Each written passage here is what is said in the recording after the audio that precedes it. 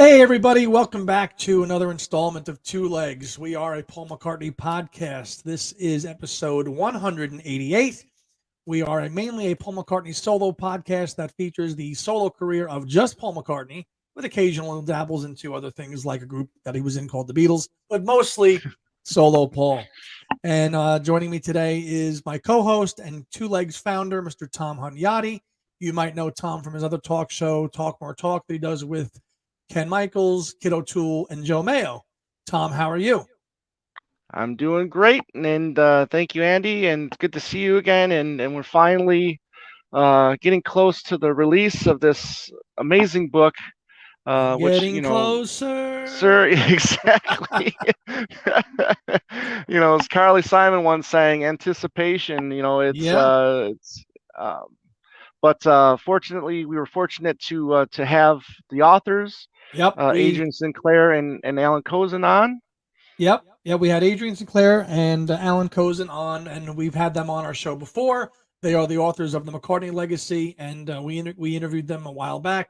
And we're here. We have a nice 2-hour episode conversation with them that we recorded with them a few weeks back, and it was great. Kind of the history of the book, the writing, how long they've been working on it, why they chose to focus the years that they chose. So we had a really, really great conversation. And one that we've really, really been working on and getting ready for since the book was announced. We wanted this. Tom and I were totally all in on this. We wanted to get these guys, and they were so great, and really hoping that you guys will enjoy the interview that we did with them. And we're back. Hello, everybody. Andy, this is a moment we've been waiting for a long time. And I'm sure these two gentlemen have been waiting for this for a long time as well. Last year it got postponed because of a career-spanning book. And then thankfully didn't get delayed this year because of a career-spanning singles box set. But that's another story. But we have with us the two authors of the highly anticipated McCartney solo bio, I should say, which is, a breath of fresh air. Finally, we're getting two people that are taking the time, doing the research, making sacrifices, and doing whatever it takes to make sure that we have the ultimate Paul McCartney bio. And we've got Adrian Sinclair and Allan Kozinn with us to talk about the McCartney Legacy Volume 1, 1969 to 1973. Gentlemen, hello and welcome back to the show. Hey, Tom. Hey, Andy. Nice. Hey, guys. Good to be back. Thank you. Yeah. Thank you for coming. It's go ahead, Andy. The end of a long journey and 10 years in the way or close to it? 8 years, I'd say. Yeah. Wow. Yeah, but but a little bit beyond that. But yeah, 8 years. Yeah. A lifetime, you could say. Yeah. Wow. Time flies when you're having fun. I would hope it was fun. But 8 years is a long time. But Adrian, let's start with you. Just the brainchild. I mean, was this your brainchild? I mean, this was your thought to get a true, Paul McCartney solo bio out there in the world? Well, it's interesting. The book actually evolved over the time we were making it. So when we started working on the book, it was mainly going to be like a dedicated look at Paul's sessionography. So more like Mark Lewison's complete Beatles recording sessions, but for Paul, all the way through his career. But what we quickly discovered was that you can't separate Paul's life from his art. It's impossible. The two are so interconnected and intertwined. And to really understand the man and understand his music, you have to tell the whole story. So yeah, that's what we decided to do. And it's interesting. Yeah, when we were pitching this to publishers, we went through the books on our shelves to see what's the most amount that anybody's ever written about this period. And it was probably someone like Tom Doyle, his book. And as I say, the whole project really evolved over a period of 2 or 3 years. At the beginning, we had Chip Madiger involved as well, because we were working on it as a sessionography. And when the project started to evolve into more of a biog, me and Allan basically went off and we just did it on our own because, Chip said it wasn't really his bag. So it became a 2-man project from there on. Gotcha. but yeah, I've always said for me the pivotal moment in this project was in 2016 when I was we'd done a series of interviews with Denny Seiwell. I was having a conversation with him, and Allan had already spoken to him. And we got to the end of this chat, and Denny said to me, when I was in Wings, my wife Monique used to keep these little diaries. Is that something that would be of interest to you? And as a researcher, your eyes light up, and you think, well, I wonder what we're going to find out from diaries. And Denny and Monique were so incredibly generous to open up that chapter of their lives to us, because how the saga ends for Denny Seiwell. But for him it was probably the most colorful period of his life, which maybe didn't end in the way that he wanted it to end, and that would be the same said for Paul. But anyway, Denny and Monique, over a period of I don't know how many hours we spent on Skype, went through and told us all of this stuff that was going on over a period of 4 years. So in a way, it sounds kind of cheesy, but it felt like it was almost our obligation to do something with that information. And really, the McCartney Legacy Volume 1, that formed a big backbone of the book. It's not to say that there's no other research in the book, because there's about 30,000 sources for the book. Right. So there's a lot went into it. But that for us really gave us an undisputed timeline for everything that happened over that period of 4 years. Yeah. Gotcha. I mean, so that's how the project kind of evolved over, like I say, a period of 2-3 years. Right. What I find is fascinating is, you mentioned with the journals and the diaries from the Seiwells, is that Denny Seiwell in most Beatle biographies is no more than a footnote, a passing member for like 2 years. And that this work and this book, and thanks to with the journals, really kind of brings his time in the band really a full colorful period from beginning to end, going back to when he started playing on Ram. So seeing all the attention and to his period with Paul in this book is something I've enjoyed reading throughout the whole book. He's an amazing guy, Denny. Amazing. And I've always said to everybody we speak to, really, it's that they're almost like the kingmakers. They were there. They're like the supporting cast behind Paul. He was obviously the central figure, former Beatle. Right. But without these guys, none of this would have happened. And Denny was not only an incredible drummer, but so central to what happened from October 1970 to the day that he departed, just before the Lagos sessions. He was always there. And him and Paul had such a great relationship as well. And I really hope that comes through in the book. There are some highs and lows, but those two guys had a real connection. They connected musically, they connected personally.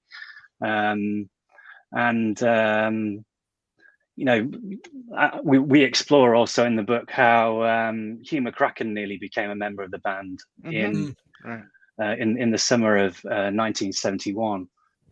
So it's interesting to think how history might have panned out had Hugh McCracken joined the band and they'd become awesome that way.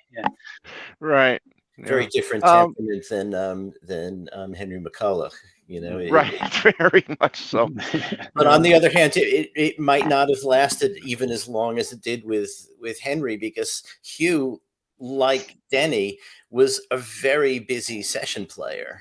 And, and some of Denny's frustrations that come through in the book were sort of the financial arrangement that Paul had with Wings, which is that when the group started, the idea was that it would be, we're all in this group. We all own this group. We'll all benefit equally and all of that. But Paul's money's tied up in Apple.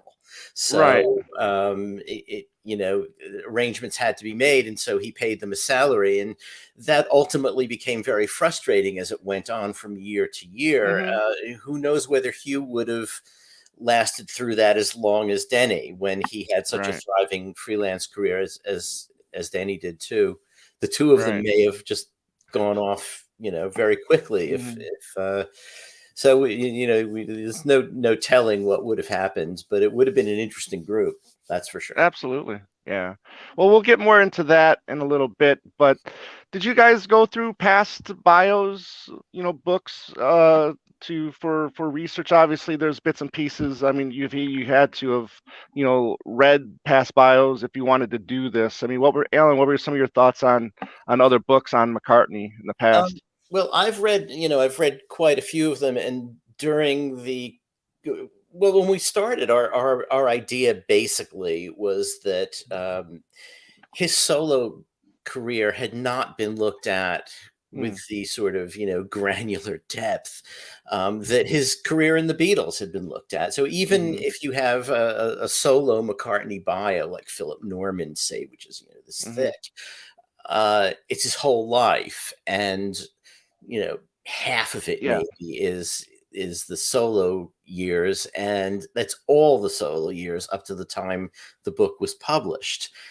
So the kind of detail that we've gotten into, no one has. I mean, the closest is, as Adrian said, Tom Doyle, his book Man on the Run, but that book is only about this thick, and it's up to 1980.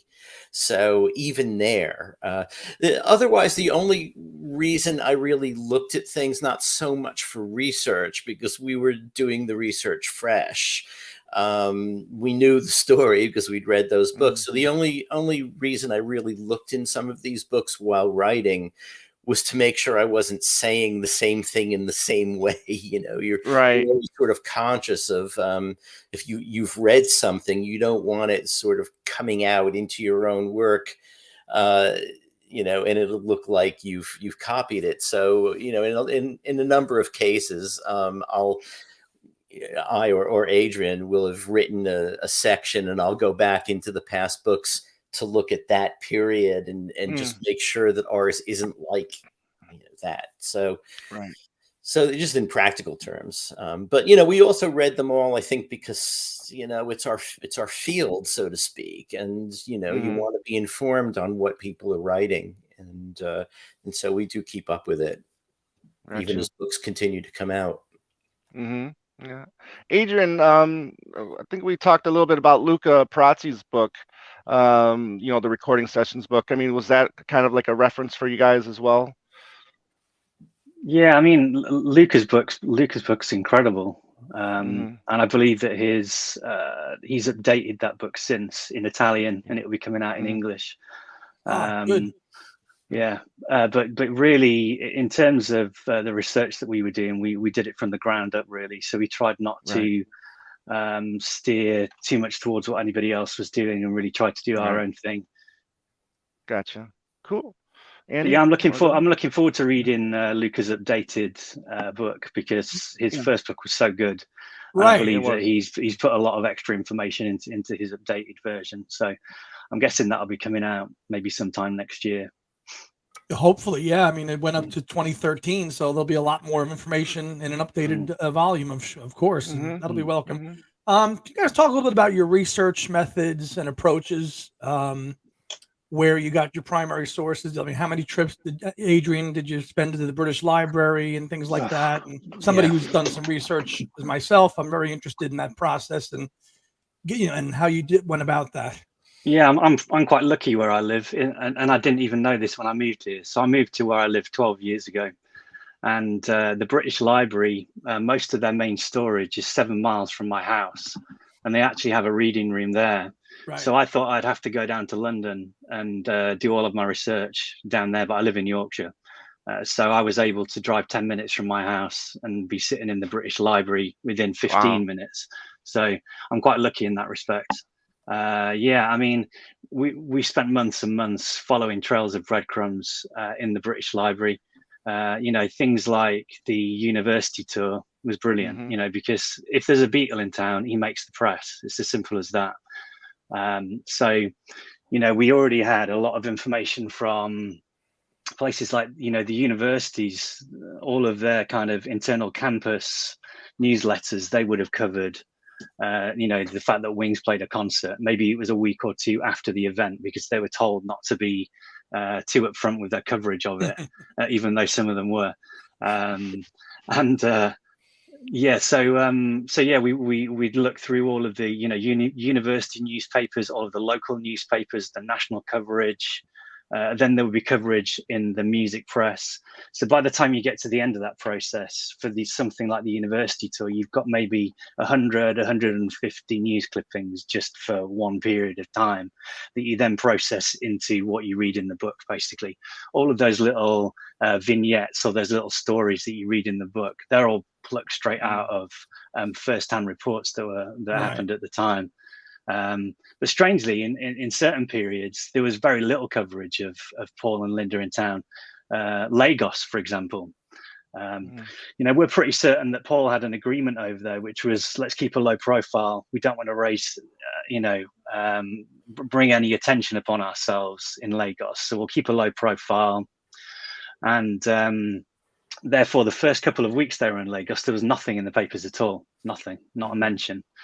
And then you get to the night where Paul goes to the shrine to see Fela Ransom Kuti, and then everything just kind of exploded from that point onwards, really. But yeah, for Beatles in town, then he makes the press. And another great one was the Scotland, the summer of 1970. Paul and Linda, we know because it was in the Life magazine spread, went to the Shetland Islands and the Orkneys, and there's the famous story about them taking a boat trip. So I pulled out every newspaper from the whole of the north of Scotland, and lo and behold, they're not just popping up on one coast, they're over here as well. So you pull all these stories together and you've got this kind of trail of Paul and Linda's Land Rover, driving all the way through the the north of Scotland over a period of 2 weeks.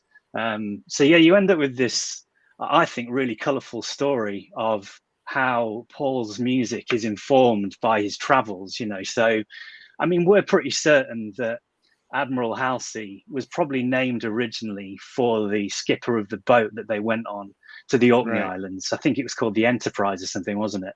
And in the end, he's one of those guys. He doesn't want to plant a figure anybody knows in his story. So what does he do? He plucks a name off a film billboard instead. He sees the Tora Tora Tora film and he goes, Admiral Halsey will have that instead. That'll replace the name of the actual skipper. So you end up with this really colourful tale of Paul and Linda's travels that summer and how that came to form the Ram album, and you can hear it on the record. It's a really kind of pastoral, record that me and Allan often refer to it as Paul's Scottish record, because it was written in Scotland, and Yeah, that's Adrian neglected to mention that when he's not just we're not just getting these stories about the university tour from the university papers. Adrian tracked down various of the people who wrote the stories or are mentioned in the stories or were there, students who saw Paul at the time. So, Adrian sort of, found them and interviewed them. So we have, their later perspective on it too. And so there's that. I just, Adrian can be very modest about what he does, and wanted to add that extra bit. Yeah. Nice. Allan, a quick question for you. Can you explain, I love the explanation in the book, but for our audience, the writing the book without the foreknowledge aspect, which I thought was a wonderful touch and an explanation and approach to write the book. And I think it was a great idea. Can you kind of go into that a little bit in detail and why you chose to do it that way? That was my fault. Yeah, it was thrust upon him. Adrian really wanted to do, and also when Chip was involved, it was something he did in his Leninology, and Mark Lewison had done it in Tune In. We liked the effect that it had in Mark's book, because it really is like you're reading a thriller, even though you know the story. For me, the difficulty of it was that the Beatles tended to sort of go into the studio, and there might be a couple of outtakes left, but, they wouldn't turn up until the anthology, which isn't going to, Mark isn't covering until maybe the final volume anyway. And also with John Lennon, he went in, recorded what he was doing, put it out. There weren't tons of outtakes. With Paul, it's a bit different, because with Paul, there are always tons of outtakes, and they might turn up 5 years later or 20 years later, and it's very difficult as a writer to mention one of these tracks without saying to the reader, and this was released on the B-side of, whatever eventually, because you're trying to be in the timeline. So we did a little bit of that in footnotes. We sort of decided as if, footnotes were a different reality than the story on the page. And we could say, for instance, when we talk about Hugh McCracken not being available when Paul first called him because he was in Florida recording with Aretha Franklin, we have a footnote saying what he was recording and when it came out. Right. So we felt that doesn't really break you out of the lack of foreknowledge, but it also tells you the information that I think as a reader you want to know. What Allan's really trying to say is that basically every time he tried to do this during the process of writing, I'd do that, slap his head. Oh, funny stuff. Interviewing people for the book. I want to talk about that for a second, because that's somebody that does as we do this Paul show. I mean, we try to interview people as well, especially people that have worked with Paul, and talk about that, and people that you didn't get in. What is it good to be persistent, and try to really tell people this is important. We're trying to do a good thing here. Your story would be a great help, and if they're just not interested, I mean, do you try to convince them, or just let it go? Yeah, no, you've got to let it go, really. Yeah. Because the bottom line is that when anybody agrees to an interview, they're kind of opening up their life to you, so you've got to respect that. And some people are more open to it than others, so yeah, you really do have to respect that. But no, I wouldn't say that we were overly persistent in trying to get anybody. If somebody said they didn't want to talk to us, and that was that. Occasionally we get people who'd say things like, "Oh, have you got Paul's approval for this?" Like, say, Michael Lindsay Hogg, for example, said that. And he went to Paul for approval and then came back to us. And it seemed that Paul had no problem with Michael Lindsay Hogg speaking to us. So yeah, but what we did try to do was try to find people that you've not heard talk about this period before, like Holly McCracken, for example. We did a brilliant interview with her about the summer of '71, and she talks about going to Scotland with Hugh and spending time with the McCartneys and walking through the fields and standing in cow pies, I think she says. And like for me, those stories, those human stories, were some of the greatest moments of writing this book for me. Was finding out something new and something colourful about that period. Because it's strange. We had a conversation when we started working on this book, and I always said to Allan, we'll only really put this book out and write it if we find something new to say, because there's been so much said about McCartney's life before. What we didn't count on is how much new we would have to say in the end. We just found all these brilliant stories, to give more colour, and I don't know. With Holly as well, we found with some of our interviewees, we ended up with this kind of dialogue, between them almost, because we've got, Adrian talking to Denny and Denny Seiwell, and him saying, well, when we were up there rehearsing, Paul and Lindsay didn't want the wives there, and I'm not sure they were terribly happy about that. Okay, well, over to Holly. No, we were not happy. Right. Perfect. That's such but in the book, that's such a brilliant story when you, and I don't want to give too much away for people listening to this, but when you hear the story about Paul and Hugh drinking whiskey together the night before Hugh left, I mean, that's just such a beautiful moment. You can really, you know, if for anybody who's seen a photograph of Hyde Park and they know how in the middle of nowhere it is, you know, you can really see that as almost like a scene from a film, two guys sitting around a fire drinking whiskey and pouring their hearts out to each other. And it really gives you that human connection to how difficult it was for Paul to rebuild his life throughout this period. You know, he'd just got a new family and he was trying to put a new band together, but really when the Beatles broke up, his world completely fell apart. And actually, I found that the most difficult thing about writing this book and putting it together, because I'd say that of the 80 years McCartney's been on the planet, that period was probably the most difficult for him. The breakup of the Beatles, then probably, you know, the death of Linda, and then some other things maybe in his personal life involving his second wife. But yeah, so I found that the most difficult thing. You know, trying to paint a portrait of a man who was, you know, coming out of the most difficult thing that ever happened in his life, and trying to reemerge and rebuild himself. Right. Well, I'm glad you brought that up, because, you know, the 69 to 73, when I first heard that was your main goal, I was kind of like, well, there's, you know, what about, you know, you could probably stretch that out a little bit. It doesn't make sense that you're only doing, you know, those what 4 or 5 years. And then while reading it, you understand the story you're trying to tell, or at least to me. I mean, here's a man on top of the world, could do no wrong. With his songs he's given to the Beatles, his songs he's given to other people. I mean, hit after hit after hit.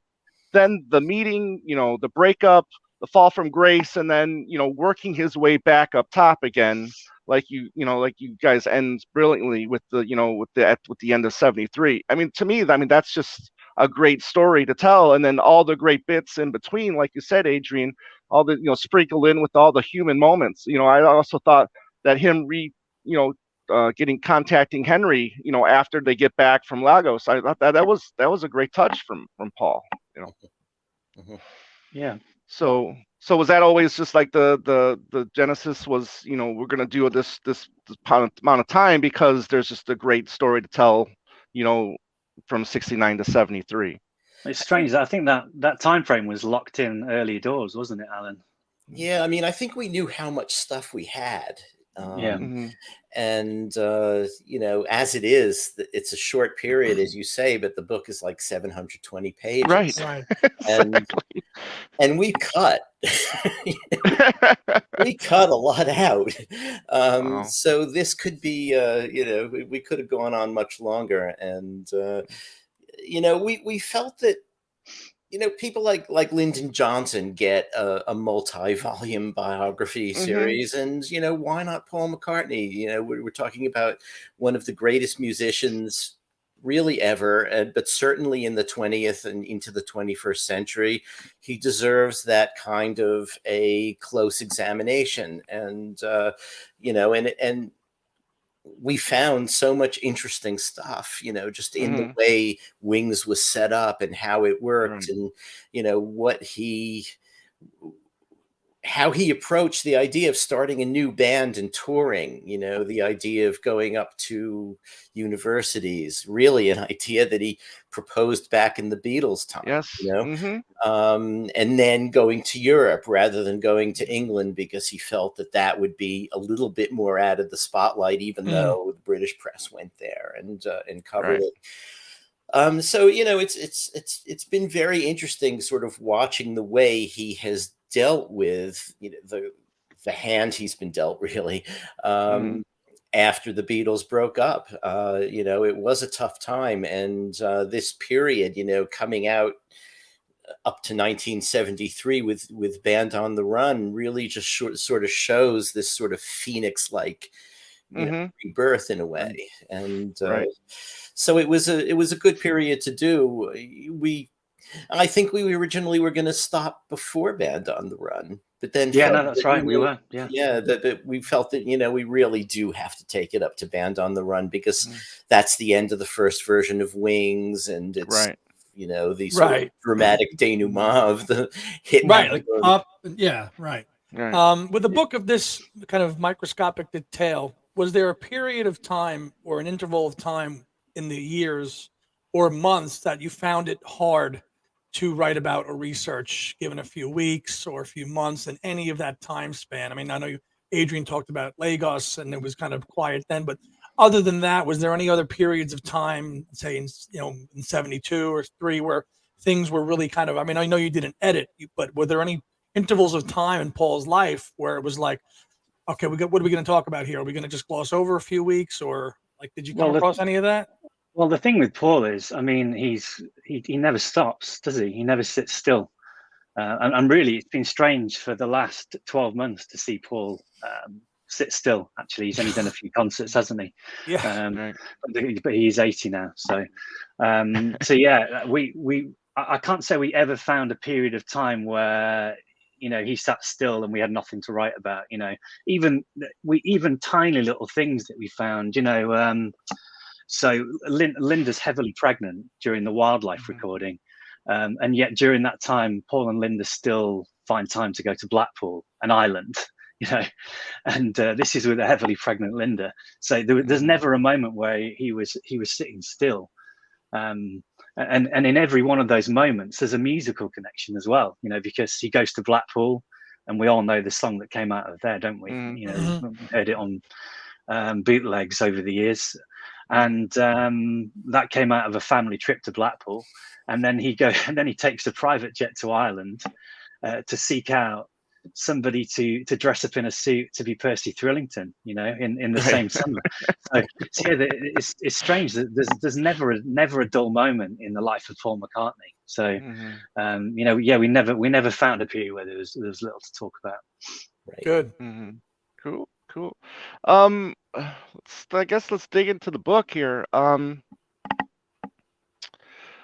I want to start with, Paul announcing the split, or I'm not really announcing, but just the headline from Mir, the Paul quits the Beatles, which he never said. But the thing that I think about a lot is, John announcing the split, Klein wanting them to keep it quiet.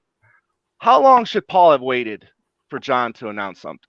I've always think about that is, John has all these moments because the deals that Klein made, they happened relatively quickly after he said, keep it quiet until these deals happen. Right. So, John has what 4 or 5 months to say something before Paul finally, does his solo record. Allan, what are your thoughts on that? Yeah, it's true. I don't know how long Paul should have waited, but you're right. John had lots of opportunities to do it, and the fact that Paul hadn't done it before April is that everyone was trying to sort of respect John's right to be the one to say it, and it's interesting that in the book there are a lot of places where Paul has his own, let's say, myth making, this is the way it is, this is the way I'm telling it, but Linda will sometimes chime in with the reality. And there's this one quote we have in there is where she says, let's just say that John made it clear he wanted to be the one to announce it. Right. So I don't know. I mean, he could easily have put out McCartney without making that announcement, and who knows, but after a while, you're in the group too. You're affected as well by the fact that there is this unannounced breakup, and Paul was probably affected more than everybody else because he was saying, from very early on, okay, if we're going to break up, I want out, and I want, my share of this. He didn't quite probably realize yet that his solo royalties were going to go into Apple as well, but he was the one who didn't want to be represented by Klein, who, felt constantly pushed into things that Klein is involved with, and meetings involving Klein and what Klein wants and who Klein wants. And, I can see why he would have been the one to make the announcement that the Beatles don't seem to have a future, as vaguely as he put it, because he was the one who was sort of under the most duress. So John could have, He had every opportunity to, but I think John wanted it both ways. John Yes. wanted the band to break up, and he wanted to be the one to say it, but he also wanted it around in case he changed his mind, you know. Right. Because, we do have the Life magazine article, right, with him talking about the, this Beatle thing is broken up, which totally which nobody noticed. Yes, and I think, if you read the article, it's more about, is he dead rather than is the Beatles broken up. So I think that's what more people cared about, while reading that, Life magazine bit, but still amazing when you think about it. Andy? Nope. Okay. The powers of the Eastman. I mean, the influence of the Eastmans right off the bat, with him regarding business and buying more stock in Northern Songs and getting into publishing. I mean, right off the bat. I mean, those are things that could have helped the whole band really. If think about, but they were getting into publishing anyways, while in the Beatles, which we saw in the Let It Be. So you can talk a little bit about the the influence of of the Eastmans there in '69. Oh, it's hard to underestimate the influence of the Eastmans throughout Paul's entire life. I think they. I think without their guidance, maybe Paul wouldn't have the business empire he has today. They were central to it from day one. They showed him good business sense and how to invest his money so that he wouldn't have to pay it all in tax, and that kind of ripples throughout this book, and even more so into the second book, because Paul's publishing interests in 75, 76 onwards, they get more and more when he gets, an influx of cash from the Beatles separation, their divorce, and when Band on the Run makes him such a phenomenal amount of cash, I'm guessing around that time as well. But yeah, the Eastmans were central to all of that, and really, as Allan said, Klein was the major obstruction for the Beatles, and it's interesting because we've all seen the Get Back film. We all came away from that with this great sense of wonder and joy that the Beatles were this brilliant unit, and they were so unified and together. But right at the very end, you see the conversation between John and George, where he says that he's had a dinner with Klein, and that really was the beginning of the end. Yeah. What did Paul call it? He called it the Liberty Bell moment, didn't he? I think that was the Liberty Bell moment. That was it. And as soon as Klein came on the scene, it was game over. Had the Eastmans been, the Beatles managers and business managers as well, then who knows what would have happened. Right. But yeah, it's hard to you can't understate just how important the Eastmans were to Paul. I think not only for his business, but also for his sanity, to have those kind of advisors on your side, when you're going through a period of depression and wondering what's going to happen next. To have people like that on your side giving you sound business advice, and a wife giving you emotional emotional support, exactly. They were central to everything, and it was really sad to hear about John Eastman passing away this year. Yeah. Right. Would it be fair to say that, and Allan mentioned this, and we've talked about this, how Paul didn't really have any access because all of his money was tied up with Apple, yet he's forming a band and traveling and doing these things. Would it be fair to say that the Eastmans might have helped the McCartneys out a little bit financially until Paul's money started to roll in? If you guys know that to be factual or not, or hypothesis? No, I mean, I think it's just all about sound business, really. We do mention in the book there are times when Paul gets an influx of money. So he signs up for doing Live and Let Die. He gets some cash. He does these deals. He gets cash. But this is Paul's money. So you have to appreciate that's Paul's cash, and this is the cash he's making from his band. That's the business money. You have to separate the two. And I don't think Paul was ever open to blurring the lines, really. And the big issue Wings had, obviously, was that they bring out Wildlife, the money's still going to the Apple pot, right? And I think even all their singles and Red Rose Speedway and Band on the Run, all the money's still dropping into the Apple pot. It's not going to Wings. So all that money from Wings is tied up in Apple. Okay, so then how are they able to afford private jets, 5-star hotels, paying wing members 70 pounds a week? You Yeah, know, well, I mean, does he he have wasn't. money off to the side though? Well, he wasn't poor. I No, mean, well, that's the thing. Is like he has money off to the side, right? In order to do all this. right. That was his personal cash, though, that would have been funding Okay. all of that. And as I Okay. say, I think when you're a businessman, you can't blur the lines between what are your personal finances and what are your business finances. And that's why the situation ended up the way it did, was because there was no money in the band pot, but there was No. plenty of money in the McCartney pot. But the two things are completely separate. And then, as I say, that's probably why the situation ended up the way it did. They did also get an allowance from Apple of like what was Okay. it, £3,000 a month or something like that. Okay. So there was that, and then later when Paul and Linda started writing together, I mean that Right. became a dispute with ATV, Right. but because Linda was not signed Right. by Apple and EMI, her publishing royalties went to fundamentally MPL, whereas Paul's went to Apple. So they did have some money coming in from Linda's collaborations. So there was that Yeah. as well. Right. But then they went off and bought a Lamborghini. Well, yes. Well, hey, they're deservedly so, right? Come the spoils, you know.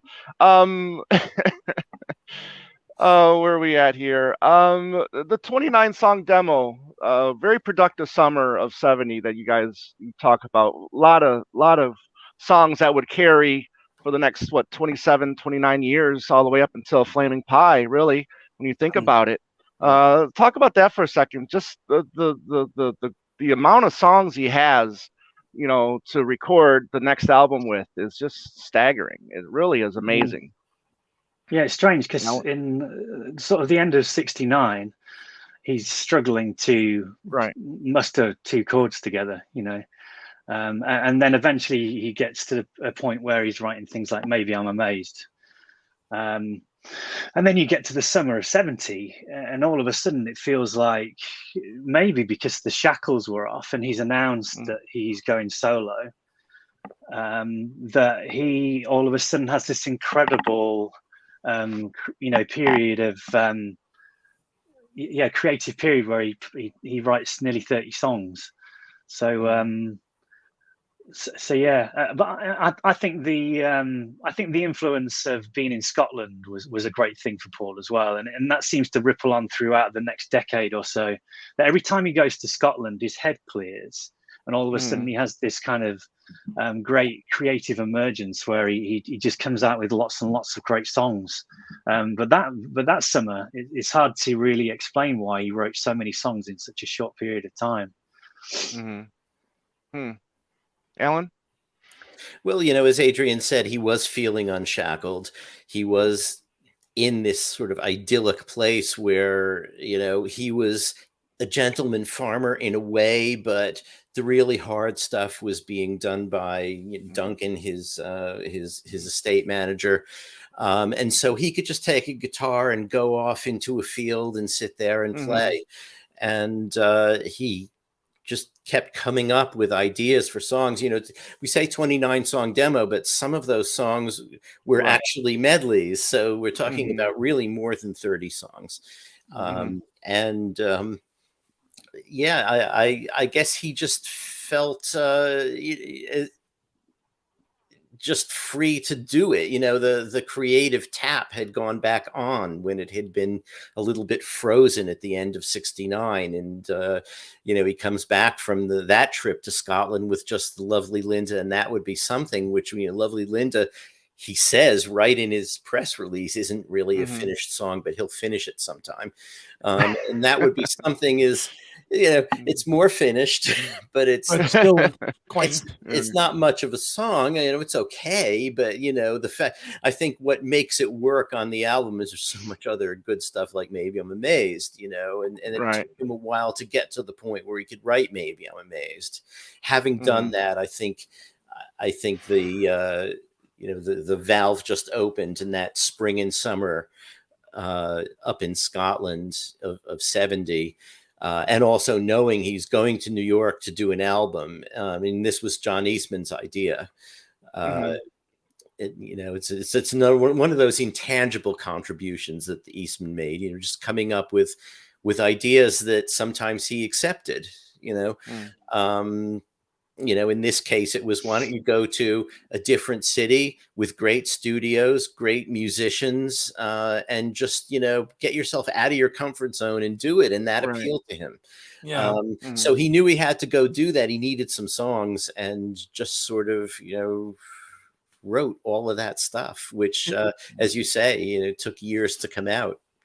Right. It's one of my, but even songs like Dragonfly and I Lie Around go back to that date. And it's just interesting to see that they were in strong, consideration at the time. Now they came out a couple of years later, but that summer of '70s where a lot of these songs first, the germ of them all kind of came together.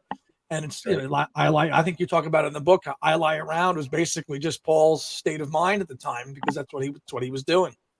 Yeah, it's interesting. I mean, there's so many incidents of this, and Paul quite often says that a lot of his music isn't, biographical, but every song he writes is a reflection of his state of mind at that time.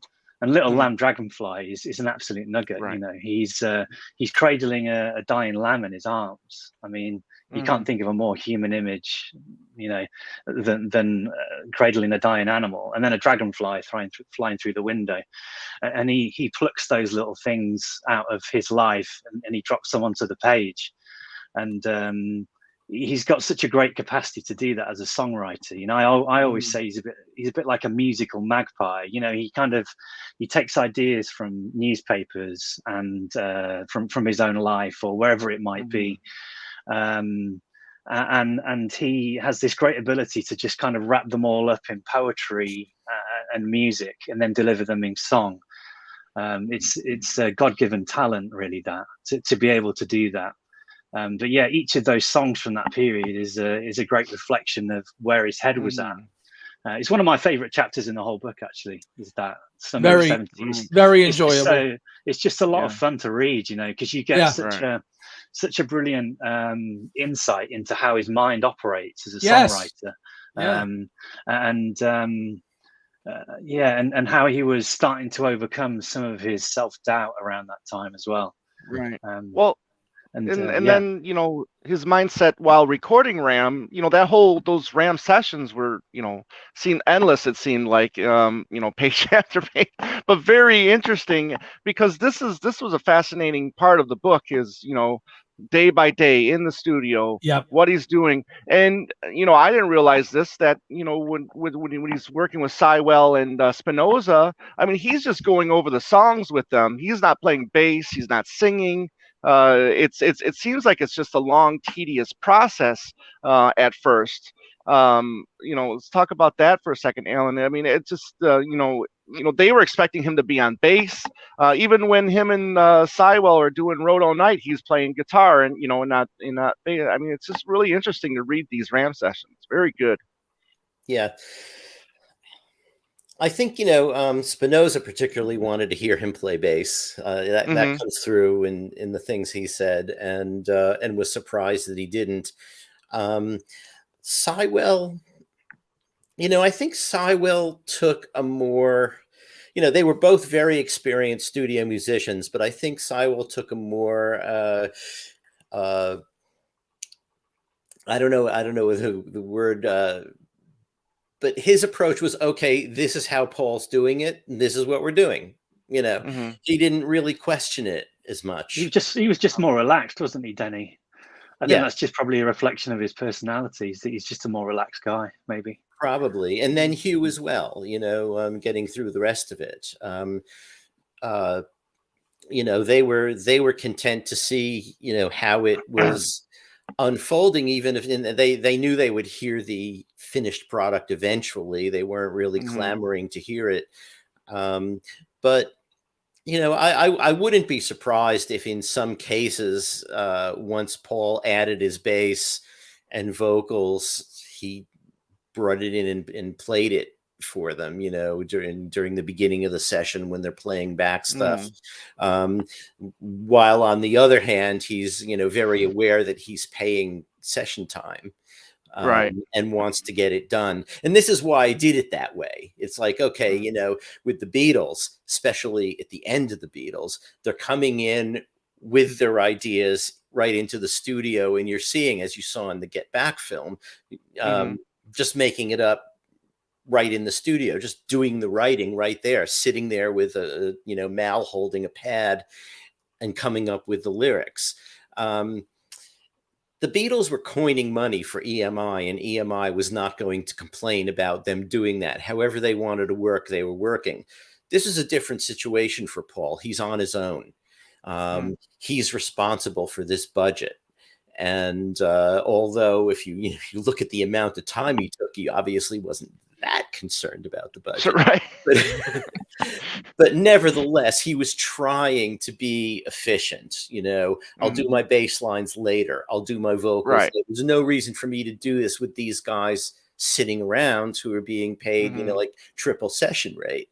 So, you know, that's the way it was. I didn't find, you know, recording sessions can be tedious. You know, I've been to quite a few, and you know, even when you really admire the musicians, you know, the repetition and the, you know, little debates about should this note be louder than that note. I mean, all this stuff isn't necessarily something you want to see, and I don't think we got into that kind of minutia in this.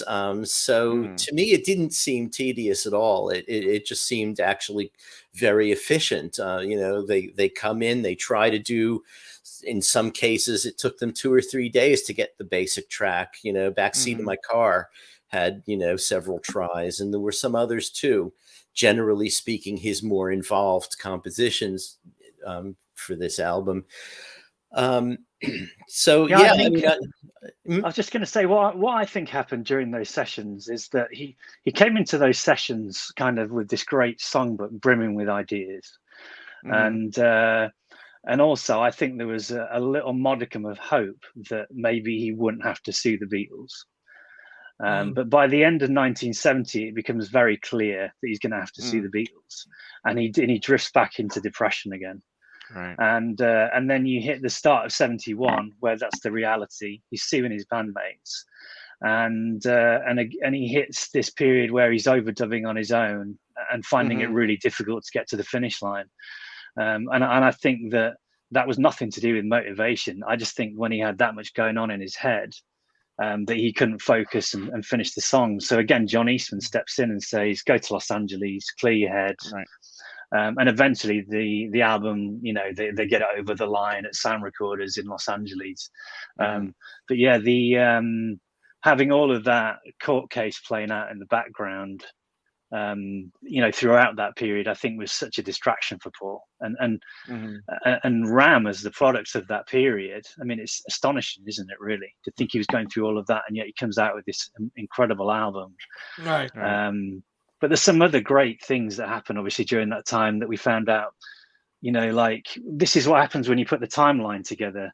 You know, when you find out that Paul, the court case is going to start, I think it was it February the 14th, 1971? And he says, what could we do on that day? Well, should we put a single out? You know, and he decides it's a conscious choice to put a single out on the day he's going to be in court. So, I mean, that's like the ultimate act from the ultimate PR guy. You know, he finds out what day he's in court in London.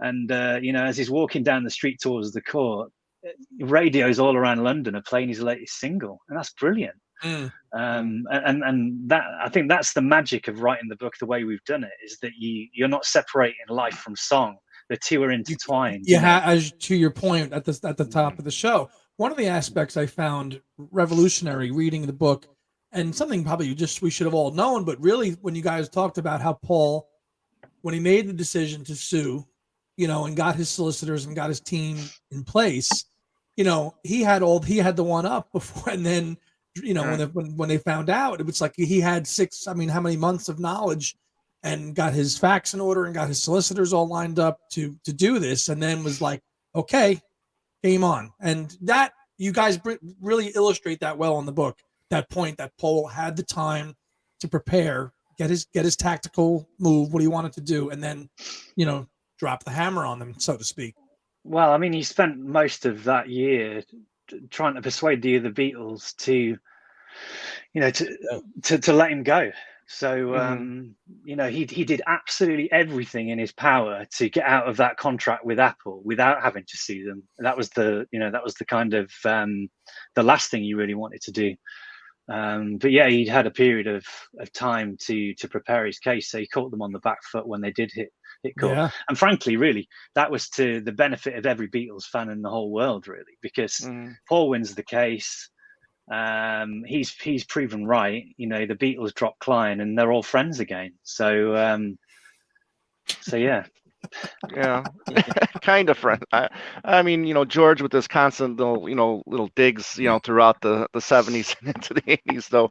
But I'm sure they all loved each other and everything. But the written testaments of the other three during this trial. I mean, George, to get a peaceful life, I always had to let Paul have his own way. I mean, when you read things like this, and especially what Ringo had to say, I mean, it's pretty sad, because those lessons that he should have learned during that time, did he really learn them, while recording Wings albums? And, was it really a band? Did they all really get to contribute equally? Did they all get to reap the rewards that Paul did?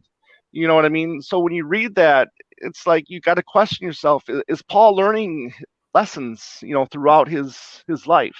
Yeah, is he learning from past mistakes? I think that knocks on into our second book, really, and I think that the second book is actually probably slightly more joyous than the first book. I think there's a lot of hard times for Paul in this first book, but when you come through to 74, through to the end of the 70s, I think he does learn from those mistakes. Maybe takes him a little while. And I think that you see a gradual climb, really, in terms of the way that he handles things on that kind of level. But yeah, I mean, there'll always be question marks about those kind of things, won't they? About George saying that he was overbearing and things like that. Yeah.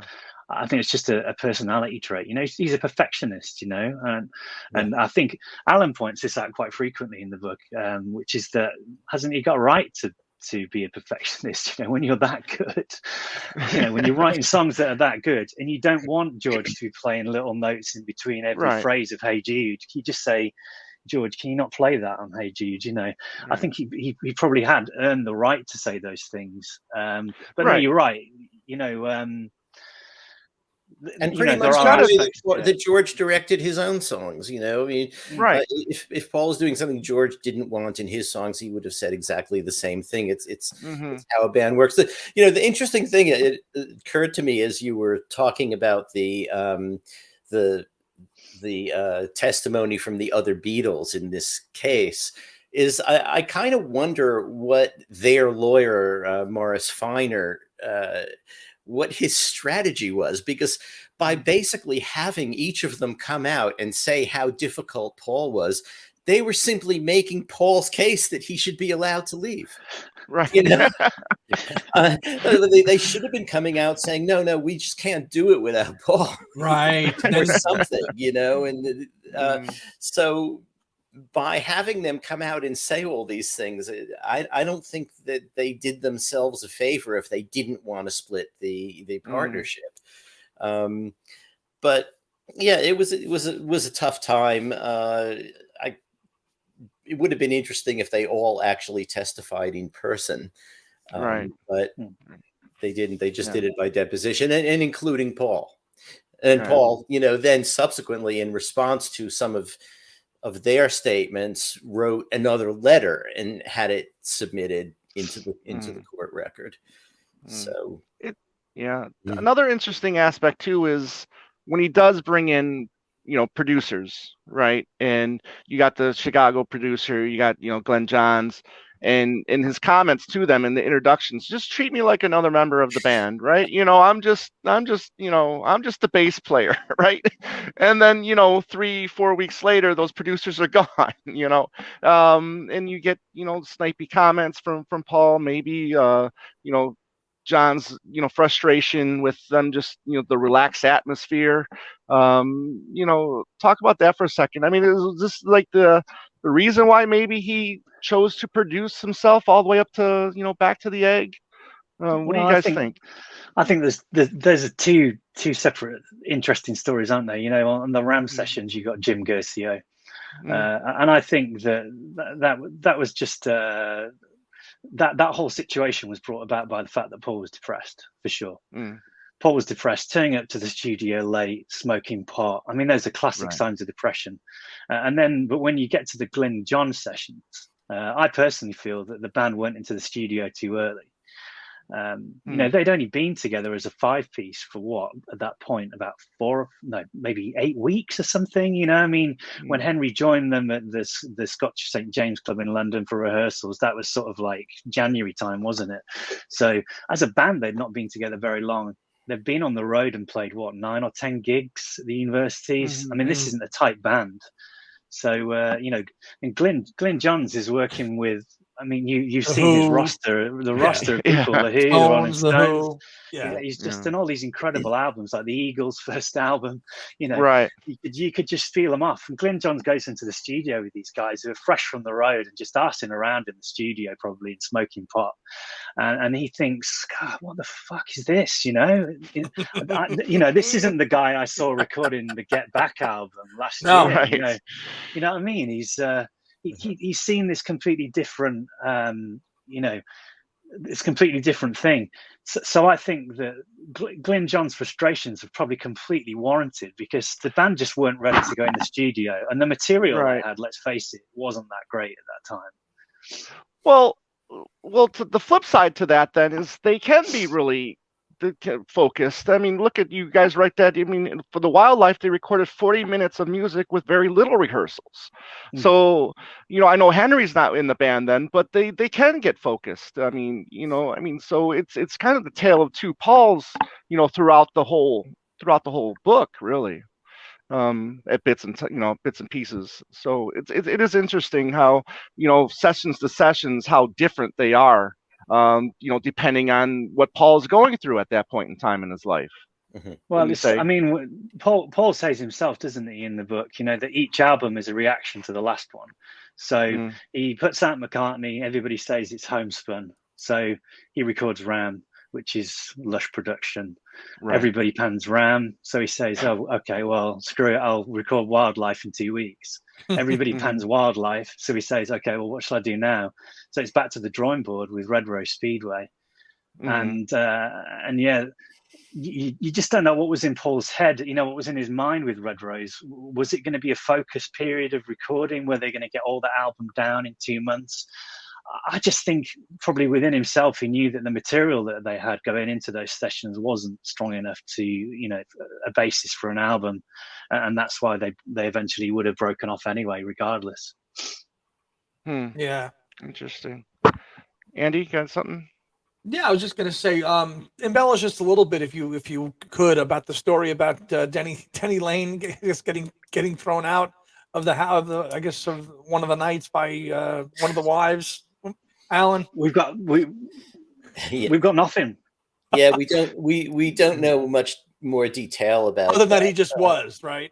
That he was, and you know, you can draw your own inferences about what might have happened, which is, and you probably will come up with pretty much what we've come up with in discussing it between us, but we don't have any further facts about it. So well, it kind of segues into another point I'd like to bring up, is the introduction of Denny Laine into Wings. I had not finished the book yet, as Adrian, I told you, but Tom did, so I didn't get. I'm up to Wildlife just about now, where he's coming into the picture. Can you kind of clarify a little bit about Denny Laine and obviously where he was at that time, because I think he was basically homeless, right? Yeah, he's been. It depends, you know, how you look at homeless. I mean, he was living in a caravan, so he had the caravan, and he, at least in interviews, talked about how he preferred that to having a house and paying rent, and you know, having to fix it up when he leaves and all of that stuff. So, yeah, Denny was in a very peculiar position. He'd been in the Moody Blues, then out of the Moody Blues, he had his electric string bands. He went to Spain and learned to play flamenco and played with some bands there, and then came back. He's writing in a songwriting mill, basically writing tunes that he's hoping other people will pick up and record. And he has, not an awful lot going on, but a lot of things he's hoping will turn out. Succeed. And then Paul calls him and invites him into this because, Paul had known him since his Moody Blues days, when they were briefly managed by Brian Epstein. And I think they were, second or third billed on a Beatles tour. So he knew him, and he's looking around for people to play in the band when Hugh decides not to make the track. Right. He still needs a guitarist. So he sort of takes a flyer, calls Denny. Denny is available and ready to do it. So he makes his way up to Scotland and, sleeps for a day on Paul's homemade couch. And then suddenly he's ready for the couple of days of rehearsal before it's time to record. And that's Denny getting into the Wings story, really. Wings. Right. That's funny. But of course, in the background of that, you've got the fact that Denny was still under contract with Tony Secunda. So that creates a whole mess. Is that with the band Balls? Balls, yes. Yeah, I did mention Balls. and Balls, it's interesting. We spent some time trying to unravel the mystery of Balls. Because we always like to explore the background of every member of Wings and look at what they were up to, and the situation surrounding Balls. We had to clarify what was going on in terms of their management situation and everything, to get our facts straight. And we spoke to Allan White, who was in. He was a drummer in Balls at one point, and contacted a couple of other members of the band. And we found various press interviews with the guys where they all talked about the fact that they'd been under contract with Secunda, so we could clarify that. But unraveling the mystery of Balls was quite interesting. One thing that never made the book, actually. Great title for a book right there. I remember reading an interview about 3 or 4 months before they broke up, and they touted this idea of touring around the country in a van and playing gigs out of the back of the van. So, of course, when Wings do their university tour, that's also something Denny was quite keen to do during his time in Balls. You get the feeling around that time that Denny was just a bit of a habitual kind of drifter. He was spending time in Spain and then drifting here and then drifting there. Right. And Paul gave the guy some direction. And he's such a laid back guy, Denny Laine, isn't he? That, him and Paul could get on without clashing, without butting heads together, which might not have been the case with someone with a stronger will, like a John Lennon character. Denny's just a very laid back Midlands guy, or even a Henry McCullough, or even a Henry. Yeah. Interesting. Let's dig into the Wings, if you will, here, because I love the opening sentence on chapter 22. Okay.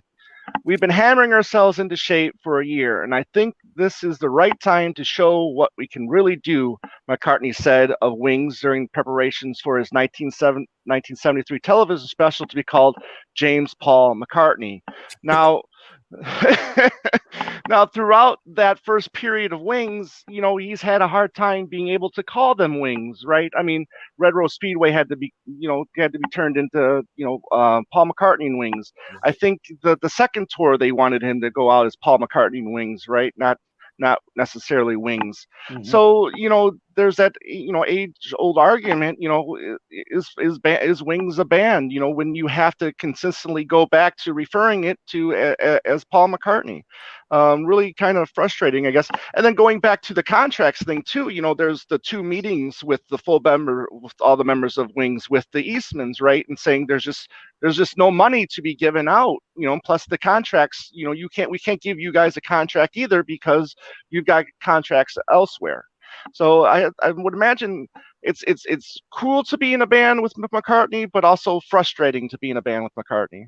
It's interesting though, because when it comes to the Paul McCartney and Wings thing, that was something that was forced upon them really by management, you know. Yeah. Right. So that was a suggestion by Vincent Romeo, or it was someone on the you know, promoters on the tour side. maybe. They'd say, oh, you know what, you'll sell more tickets if you've got the name Paul McCartney on there. Well, of course they will, but it was never really Paul's intention to go out on the road, and I think he actually found it quite embarrassing.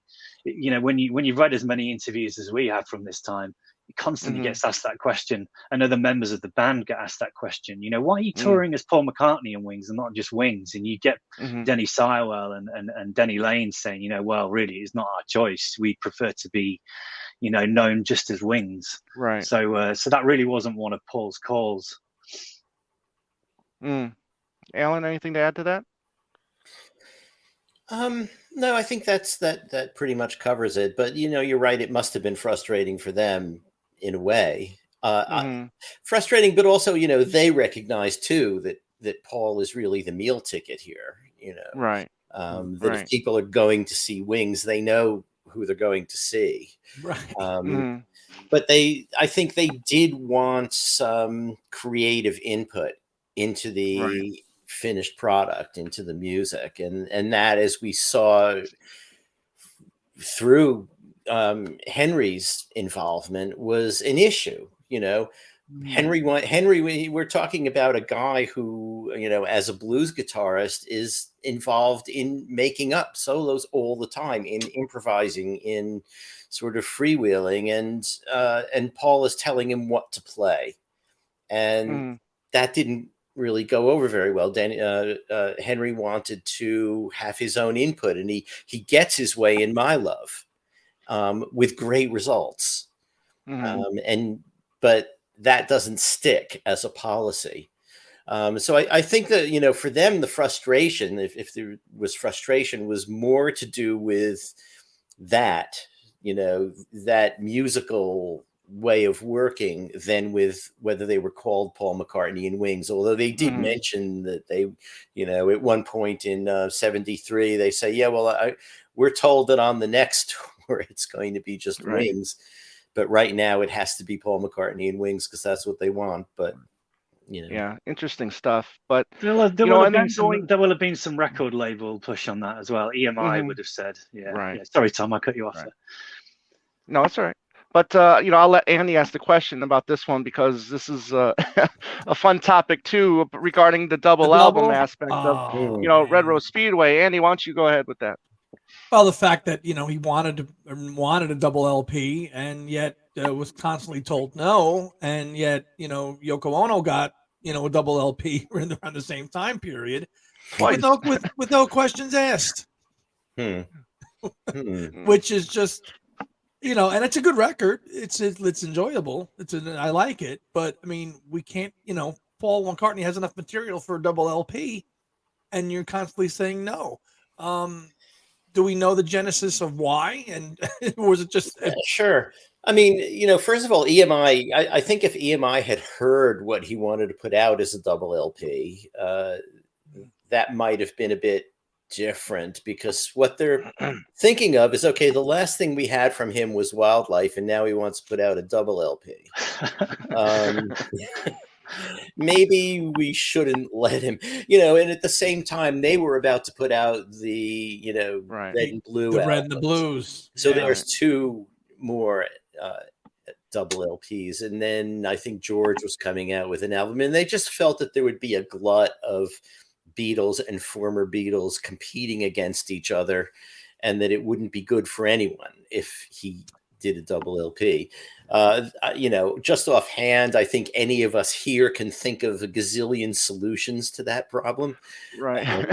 Rescheduling things, whatever. Yeah. But it was really EMI. I mean, and Vincent Romeo, Paul's then new manager, had gone to EMI to talk about Red Rose Speedway, and when he went into the office, it was a double album. When he came out of the office, it was a single album. Right. And it was, It was kind of like, Vincent Romeo is the new guy, so let him be the one to tell Paul, that why it's only should- going to be a Yeah. single. yeah. Yeah, I But think. I think EMI must have heard the double album. I mean, they had acetates pressed, so Right. they I must have think heard at the the time album. weren't they still sort of juggling what was going to be in what Yeah, order? there was a kind of debate over what was going to be on the album, what wasn't going to be on the album, but they must have heard a two LP, iteration of Red Rose, and I think their big problem with it was that it had it was too much of a Wings album, and what they wanted was a Paul McCartney album. So what Right. did they do? They cut Denny Laine's song, they dropped Linda's song. And they basically turn it into a more commercial Paul McCartney album, And throw a blue sticker on it that says Paul McCartney and Wings. That's right. Yeah, in America, with Paul McCartney's face on the front cover, just Paul, Right, nobody exactly. else. So I think really that was commercially driven. But then Wildlife was, I mean, such a commercial disaster. I think by that point EMI were really looking to try and make some money back. And Red Rose Speedway had to be commercial, so they cut it to a single album. Yeah. But yeah, we've all heard the double album. I mean, it was a brilliant representation of where they were at that time. Every member of the band had their kind of moment in the spotlight. It was a really terrific double LP. Probably, if it had come out, it would have been the most democratic Wings album, other than Speed of Sound. Absolutely, without doubt. Yeah. Yeah, And a really good album as well. Yeah. I agree. We need to talk about two people for a few minutes here. We'll go one by one here, but first let's, we mentioned Klein a little bit. Let's just talk about Paul's really dislike for Klein, because there's some stuff in here that's really, I mean, if you don't know how much Paul hated Klein, I mean, read this book. I mean, especially this. Dear Pig, you have nothing to do with my affairs, so keep out of them. Fuck off. PM. And then not doing the concert for Bangladesh, not doing the 1-to-1, because he feels like Klein would then take credit for that. Let's talk about that for a second. I mean, it's just really, you get the sense throughout his career that he really hated Klein, but you understand now, reading this book, what it is about Klein that he just doesn't want Klein to have any credit whatsoever for anything to do with his career. Yeah, I mean, it started out, I think, as an economic issue. He knew from talking to people in New York, and also from talking to the Stones, who had initially recommended Klein, but then discovered that suddenly Klein owns all of their masters, up through, but not including Sticky Fingers, except for Wild Horses and Brown Sugar. And he owns all of the Stones publishing. So the Stones, who had recommended Klein, suddenly realized that, he did get us a better deal, and it was even better for him. And Sam Cooke went through the same thing, so Klein had sort of a history of this. He's a very interesting character because on one hand, he had the skill to see what record companies were doing to the artists. And he had the impulse at some point in the timeline with each of these artists to help the artists get what was coming to them from the record company. And then at another point in the timeline, he sort of got in there in between the record company and the artist and siphoned off a lot of stuff for himself. I'm sure Klein would argue that, as the guy finding this money and as the manager, I'm entitled to, percentages and all of that. But really, the way these stories end tended to be with the artist not owning their stuff and Klein owning it. You get a Sam Cooke compilation today, it's going to say Abco on it. Yeah. You get an early Animals compilation, Herman's Hermits, various of these things that he dealt with. He owns that material, and the Beatles Paul didn't want him owning it, and I think John, George, and Ringo didn't believe that he would own it. They just didn't see it that way. There's a great quote from Peter Asher in there that I don't think I want to quote completely directly, but basically, he says, you know, everyone's going to tell you that I'm a bastard, but I'm your bastard. You know, Yeah, right. substitute the word in there, Yeah. but Yeah. you know, and basically they bought that, and Paul didn't. You know, and Paul also, you know, there was the Eastmans in there, but you know, Paul was. It's not as if Paul was just pushing the Eastmans on the other Beatles. You know, the Eastmans were still in the picture when they set up the meeting with, what was his name, Lord Lord Beeching. Yeah. Yes. Beeching. Yeah. Yeah. And you know, so he wasn't necessarily trying to impose them on the Beatles. He didn't want Klein. Because of what he had heard about Klein. And then in the battles that ensued, you have this, you know, the night when they try to strong arm Paul into signing the contract. Right. And he won't do it. And he doesn't like what Klein has turned his friends into, you know, until now. You know, we have a quote from John Kurlander, EMI engineer and later producer, talking about how, you know, any of the individual Beatles was the greatest guy. You would have a wonderful time. Two of them together, it was still pretty great. Three of them together, it's a little bit dicey. And when the four of them together, they were like the most horrible people in the world if you weren't one of the four. It was them against everybody else. Well, now it wasn't them against everybody else. It was three of them in Klein against Paul, and Paul didn't like that. And you can understand why. And then when Paul makes his announcement about, you know, his album coming out and, you know, whether or not the Beatles have a future, the BBC went in and interviewed Klein. And what does he say? He says, well, you know, I think Paul is a very sick individual. You know, this is not a way to foster great feeling, you know, among your clients. I think he was already off the Christmas card list by then anyway. Yeah. Right. I mean, and plus, I mean, he ends up having to dish out money of his own, right? Once Klein sues them, he has to dish out money to a person that he wanted nothing to do with and never signed as a manager to begin with. Right. Yeah, when they finally settled, Klein got when they finally settled, yeah. So, and then there were even further lawsuits after the other three decided not to continue. So, right. And John admitted, you know, this doesn't get said very much, but John says, you know, let's just say that Paul was probably right. Right. Right.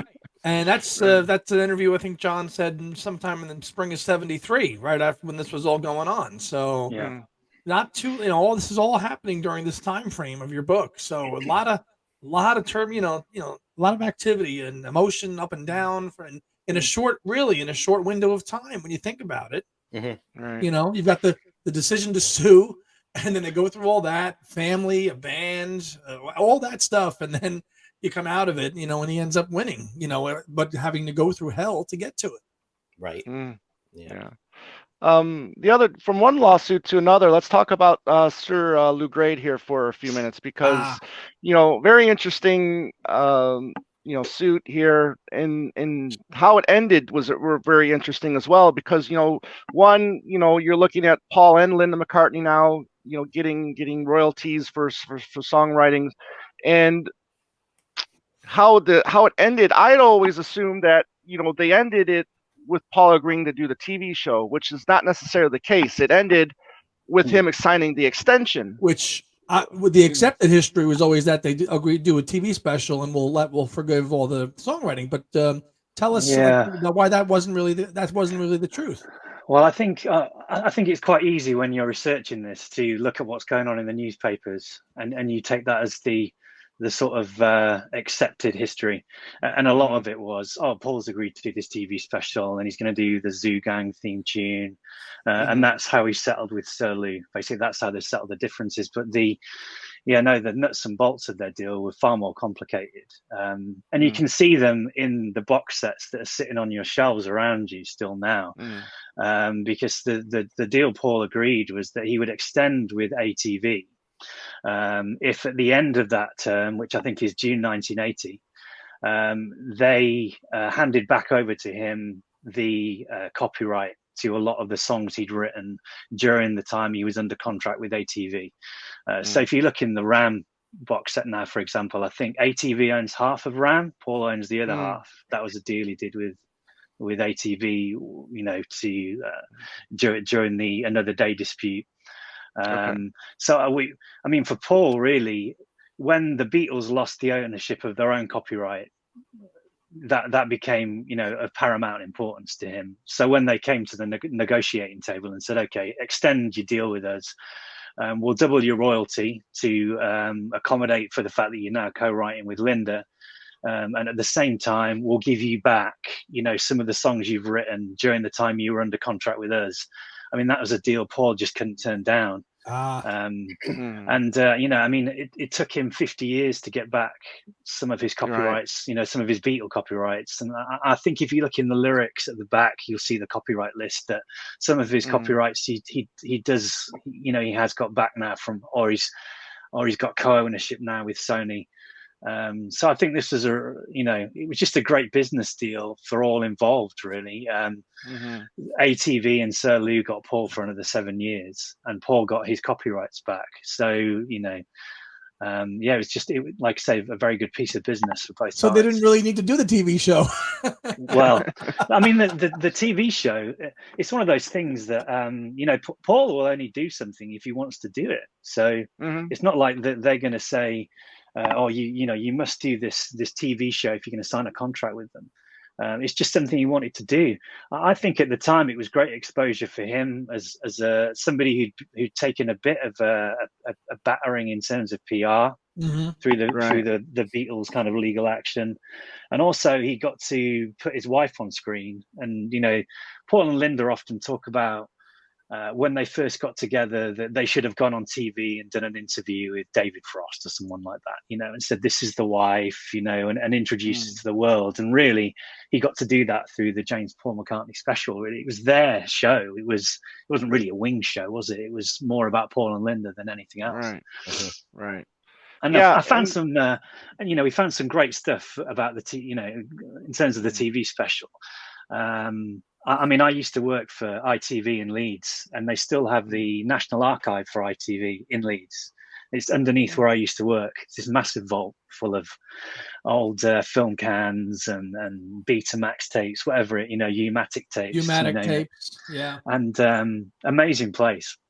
And I went down there while we were researching the book, and I said, have you got anything from the James Paul McCartney special? Anything? Do you hold on to any rushes? And we had a look through the archive. And all they had was the master film. They had a copy of it on film, which was black and white for some reason. But then they also had the pub scene, but an extended version of it on film. So I said to them, is there any chance you could transfer this to digital so we could watch it? See if there's anything that was cut out. And I think I paid something like 300 quid or something. Anyway, and they transferred this film, and we then sat and synced up with the original sound. And it turned out that at the end of the pub scene, there was another 1.5 minutes, but it was mute. So then we had this great game of trying to work out what songs they were singing in the pub scene that got cut out of the film. And it turned out that I think one of them was You'll Never Walk Alone, which is a big anthem for Liverpool supporters. But of course, Paul, being from a family that support Everton, I think that's maybe why that got cut from the film. But yeah, it's finding little things like that in the archives. It brings you no end of joy. Even if that film was mute, you're seeing something that's not been seen for 50 years. That's incredible, right? Yeah. But I should say also that when we started, we were under the impression, just like everybody else, that James Paul McCartney and Zoo Gang was part of the deal to get that lawsuit settled. And it's the research that we did showed otherwise. So it was, we made a lot of little discoveries like that, and we just want to sort of sort it out and say what actually happened. And that's that's brilliant. Yeah. And it's going to be the record moving forward. This will be like the ultimate, final word and it's told the right way, because you guys just did an awesome job of researching it and dedicating so many years of your life to getting it right, because it's a subject that needs to be talked about and discussed and written about the right way. Yeah, I mean, it's really easy to pass off a lot of this stuff and just say that's accepted history. Let's just go with that, But then we spoke to Sam Trust, who worked for MTV, worked for ATV during that time, and he gave us some clarity on what actually happened. So we did get people who were around and involved with ATV to corroborate those stories and help us out. Gotcha. You guys didn't pull any, you guys didn't hold back on putting quotes in from other band members, which especially ones that aren't very, favorable to Paul, which I was really appreciated. I think you really had to, add that stuff just as well as the good. If they didn't have something really nice to say, let's put it in there just so you get an idea of what they're thinking. And they didn't like Mary Had a Little Lamb, right? They didn't like the James Paul McCartney special. They didn't like doing Bruce McMouse. And to that I'm saying, well, did you not pay attention to Paul and the Beatles? You knew he was doing this kind of stuff to begin with, right? Yeah, but yet, and then point. That's a good point. If you think you're just going to be a rock and roll band, within the occasional ballad, shame on you for thinking that, don't you think? Yeah, I think I have to give Ireland back to the Irish, that Mary Had a Little Lamb was such a curveball for the whole band, really. They've just put out this single that's so politically hot that it gets banned by almost every major broadcaster in Britain. And then 2 months later, Paul says, our next single is going to be, a musical reworking of a nursery rhyme. And the sentiment behind it is beautiful. It's an ode to his daughter Mary. But when you're a rock and roll band trying to make an impression on the music press, they weren't particularly happy about having to record a nursery rhyme amongst the likes of the Who and Zeppelin and the Stones putting out epics at that time. And then Henry McCulloch is, I'm playing this.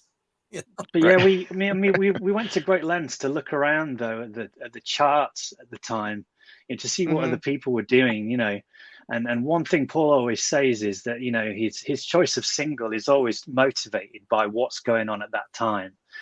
And when we looked at the charts, particularly in Britain, it was just full of ballads and novelty songs. So you can understand why Paul would look at the charts and go, you know what, these guys are getting a #1 with that song. Right. You've got bands like, was it around that time that Jimmy Osmond had was it Jimmy Osmond or one of the Osmonds had Long Haired Lover from Liverpool, wasn't it? And you got that kind of stuff that's riding high in the charts and getting to #1. He probably thought that Mary Had a Little Lamb probably had a pretty good chance of getting to like #1 Gilbert O'Sullivan, stuff like that. Yeah. And not Paul, not that this was foolproof, because he released High High High and it got BBC all upset about the sort of sexual innuendo at a time when Chuck Berry's My Ding-a-ling was #1. Right. Exactly. It's interesting stuff, really interesting. And then this goes, like you said, getting the reviews he was getting for everything up to that point, up to 73, you can understand why maybe he would have these confident issues that you read about throughout his career. And it's like another quote from him is like, I feel like I've got so much in me I haven't even hinted at yet. I'm just keeping cool and waiting for it to happen. I felt like I could make a better record than I'm making. That's just me. That's my personality. I always feel like I still haven't made the record I'm waiting to make. And then, as you pointed out in the book, it's like even after Eleanor Rigby, Yesterday, All My Lovin', Michelle, Sgt. Pepper, he still doesn't really necessarily believe in the music that he's making, which is interesting. Well, we all have insecurities, and that includes him. And he was the one who thought that Revolver was all out of tune when it was finished. Right. He has these little confidence issues, and Nevertheless, he gets it together to do. I don't know if he had any confidence issues about putting out Mary Had a Little Lamb, but even with everybody telling him, do we really want to do this? Once he settles on something he wants to do, he's going to do it.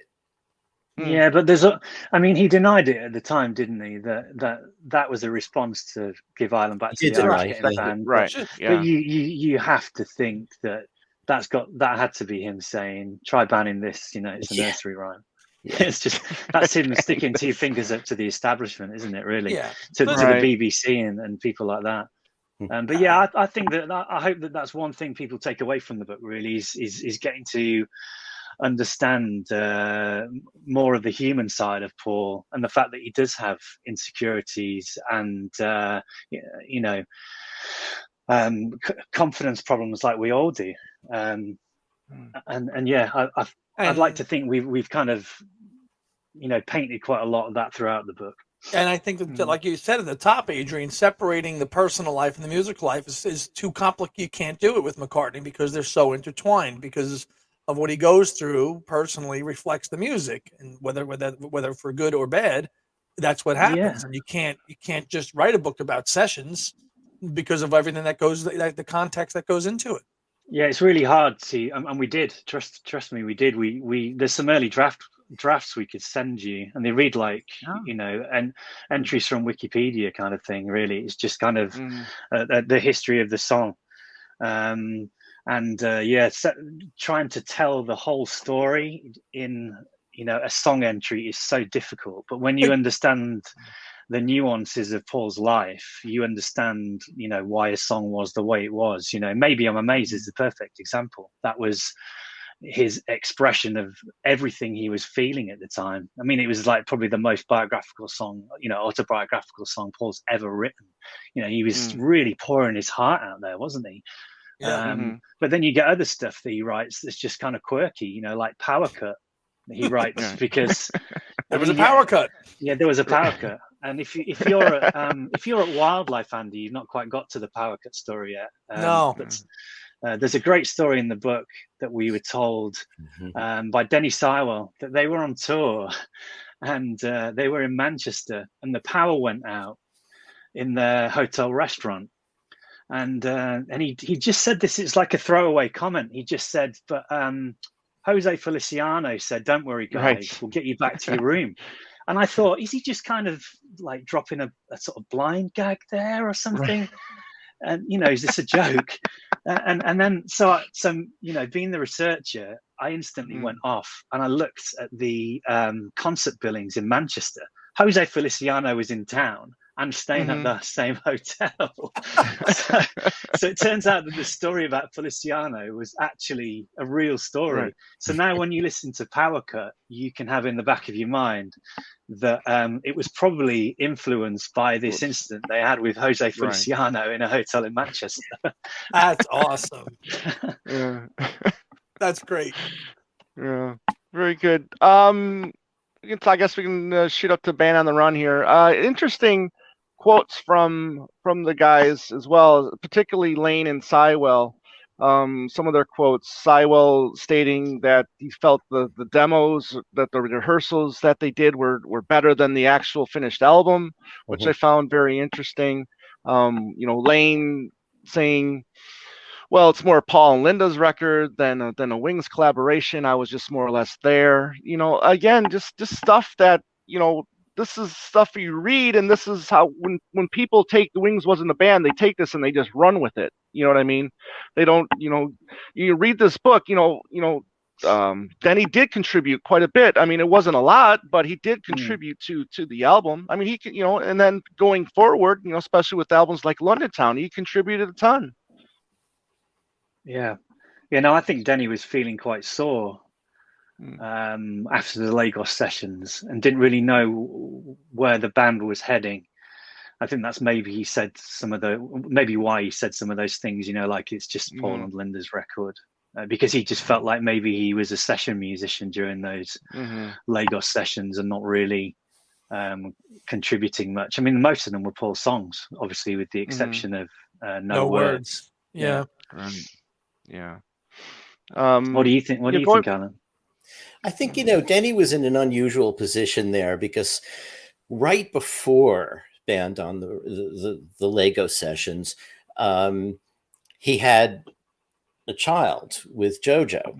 And there was sort of a really kind of bad scene that happens up in Scotland with, he had to rush her to the hospital to have the child, and they left everything as it was, as you would.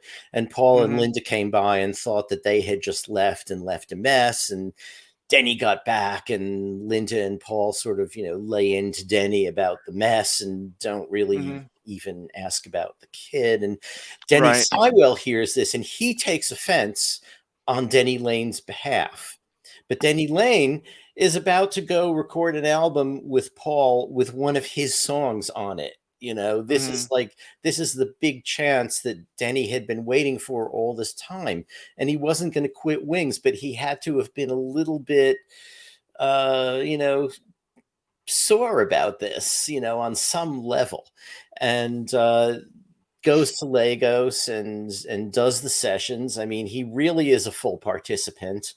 Then they get back and they are doing overdubs at Air Studios, and he's maybe less of a participant. I mean, he's still there when they do Jet and everything. He's still doing as much as you would expect him to be doing, but somehow I guess the focus seemed to have shifted towards Paul and Linda, and as the album came out, and I guess he just felt a little bit, not hard done by exactly by that, but a little.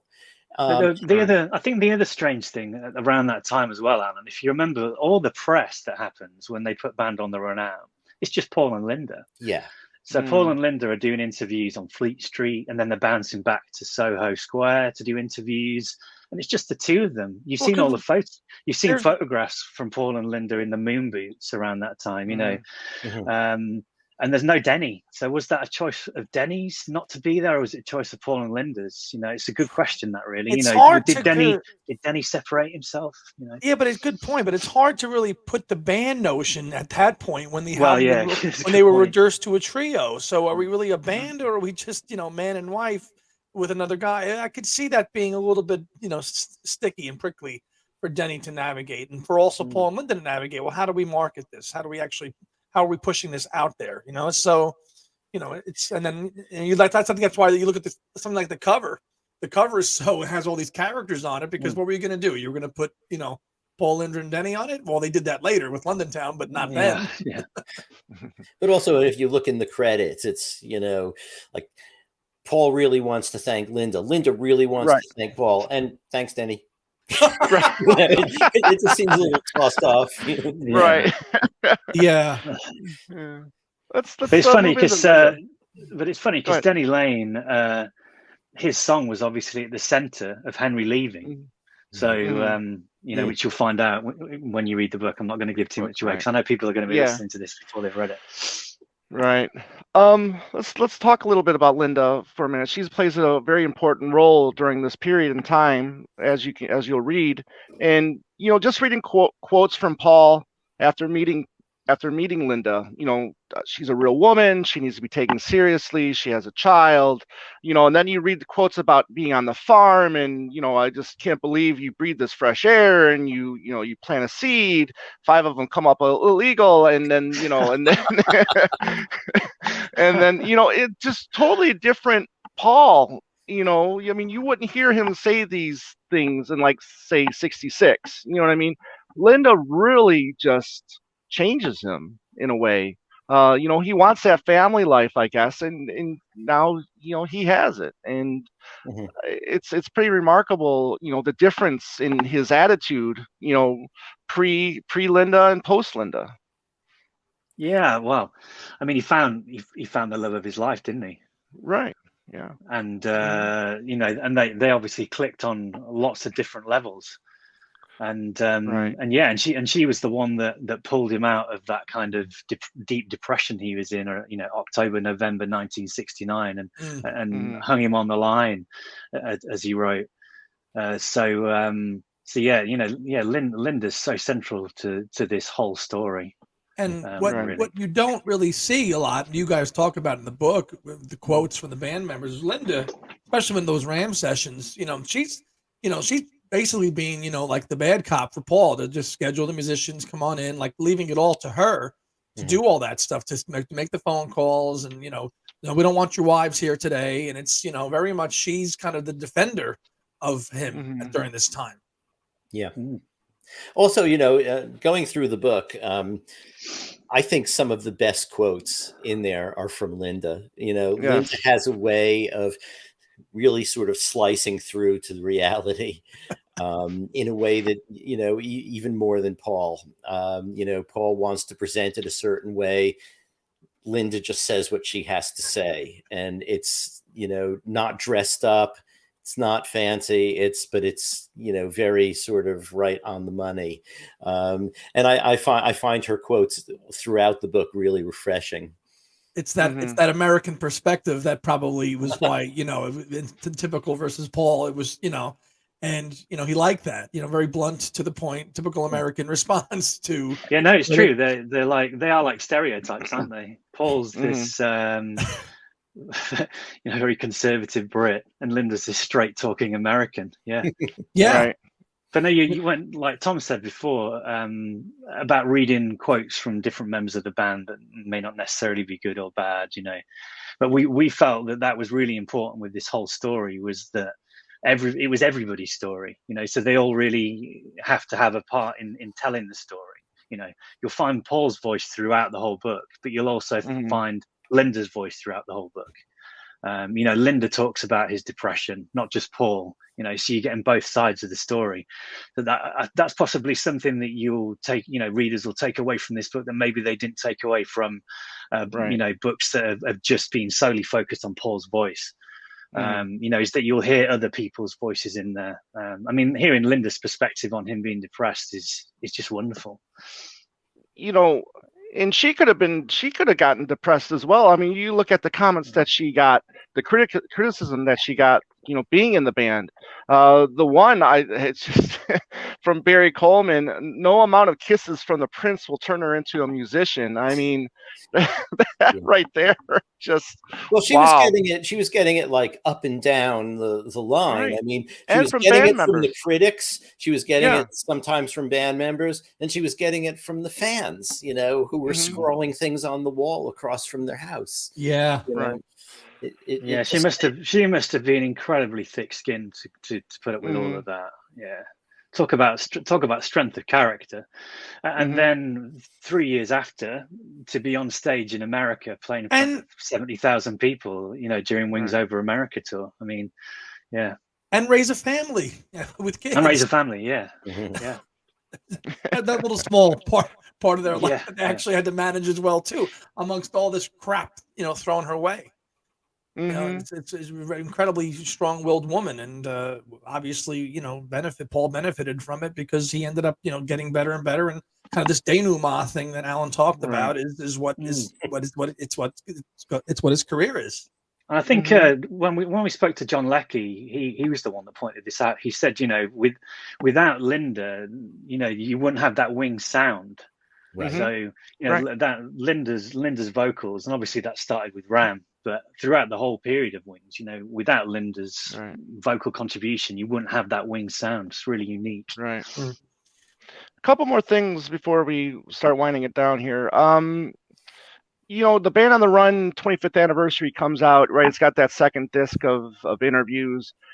And I haven't listened to it in a long time, but, they get mugged, right? And it makes it sound like it's so quickly, after they arrive, they don't have the tapes anymore, so they're just going by memory now. In reality, they had those tapes. They had them for a couple weeks while they were there, so it's not like all was lost. It wasn't so dire. And that mugging took place after what was really the last session, so they didn't really need them to do any of the songs. That was one of those sort of myths that we sort of managed to get through. And of course, like with the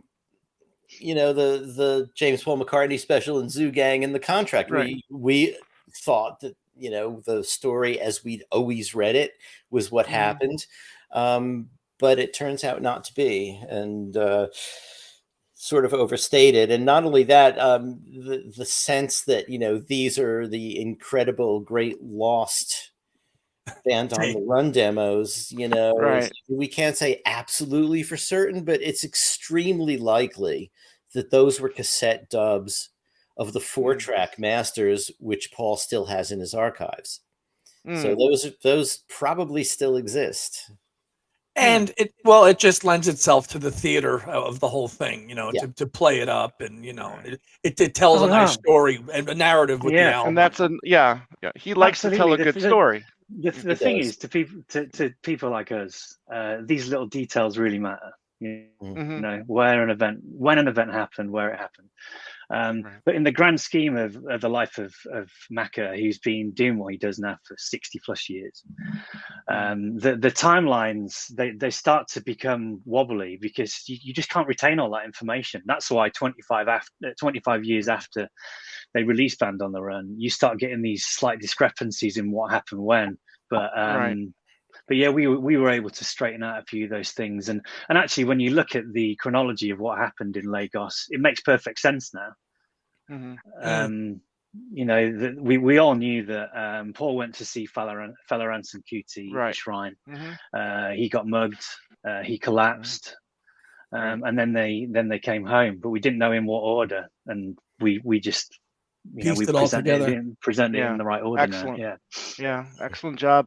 One thing that I appreciate about, John did this early in his career. Paul did it quite often in the 70s, was, releasing non-album singles. And, then Al Corey, vice president of marketing for Capitol, convinced him to put Hell on Wheels on the US album. Interesting though that, he released Uncle Albert Admiral Halsey, right, as a single. That didn't seem to be a problem, right? I mean, what was the kind of thinking going on and this one? Why was this one more different than? I mean, I get the theory that you don't want the audience to pay twice for the same song. I get that, but why the change of heart all of a sudden?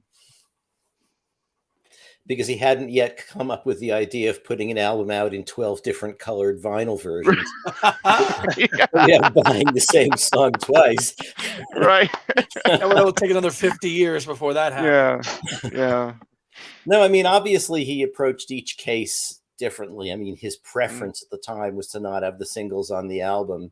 But I think that with something like Admiral Halsey and also My Love, the idea of releasing it as a single came after the album was done. Good point. And, I mean, I could say, well, the album was done. He didn't have other tracks he could put out as a single. But of course, in the case of Ram, that's totally not true. He didn't have to put out Uncle Albert. He could have put out, there were tons of outtakes from Little Woman Love, right? I mean, that was a proposed single too, right? Little Woman Love backed with Get on the Right Thing. Yeah, he probably took advice from Capitol. They get advice from radio stations who say, what, when we've been playing Uncle Albert, it's been really well received, so he puts it out as a single. In every case there, it's just a case of trying to extend the life of an album. So he puts out Admiral Halsey in, or was it August? And that's kind of 4 months after the album came out. So, and the same thing happened, obviously, with Band on the Run. He then starts putting lots of singles out off the album to extend the life of the album, and it ends up topping the American charts. Was it 2 or 3 times? So, does so well that he doesn't actually have to put a proper album out in the next year, because he rides the wave of success because the album comes out in December of the previous year. Although you'll find out in our next book that there was a plan to put out another album, which was obviously going to be Hot Hits, Cold Cuts with 2 Zs and 2 Ks. Well, 2.5 albums in a way, not including the year. Yeah, that's right. Yeah. So that was going to be kind of his way of keeping his record labels happy in '74, but in the end, because they started recording Venus and Mars at the end of '74, the idea of hot hits, cold cuts, all of a sudden just went away. As a because it was never deemed a commercially viable album by Capitol anyway. Hot hits, cold cuts. So okay, gotcha. I'm still hoping that we all get a nice 12-inch copy of that though through our letterbox with our singles box in December. Yeah, that's right. Yeah, unfortunately the date has moved they pushed it back a week, so we'll have to wait another week to get our sets. So. Unfortunately, pushed back to the 9th. So yeah, did you guys buy it? Yep. Yeah, the only downside of being a McCartney writer is that you have to buy everything. Yeah. But if these things aren't tax deductible, what is? Right. That's true. That's true. Yeah.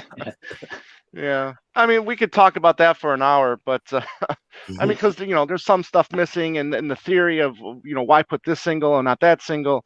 It's definitely interesting, the thought process that goes on with these releases, and the fact that we're never satisfied, right? We got this beautiful box with all these singles, but yet we want Back to the Egg in London instead, But I'm happy for anything, And yeah, I think it's that idea that we know we've already got that stuff, and what we want is something new.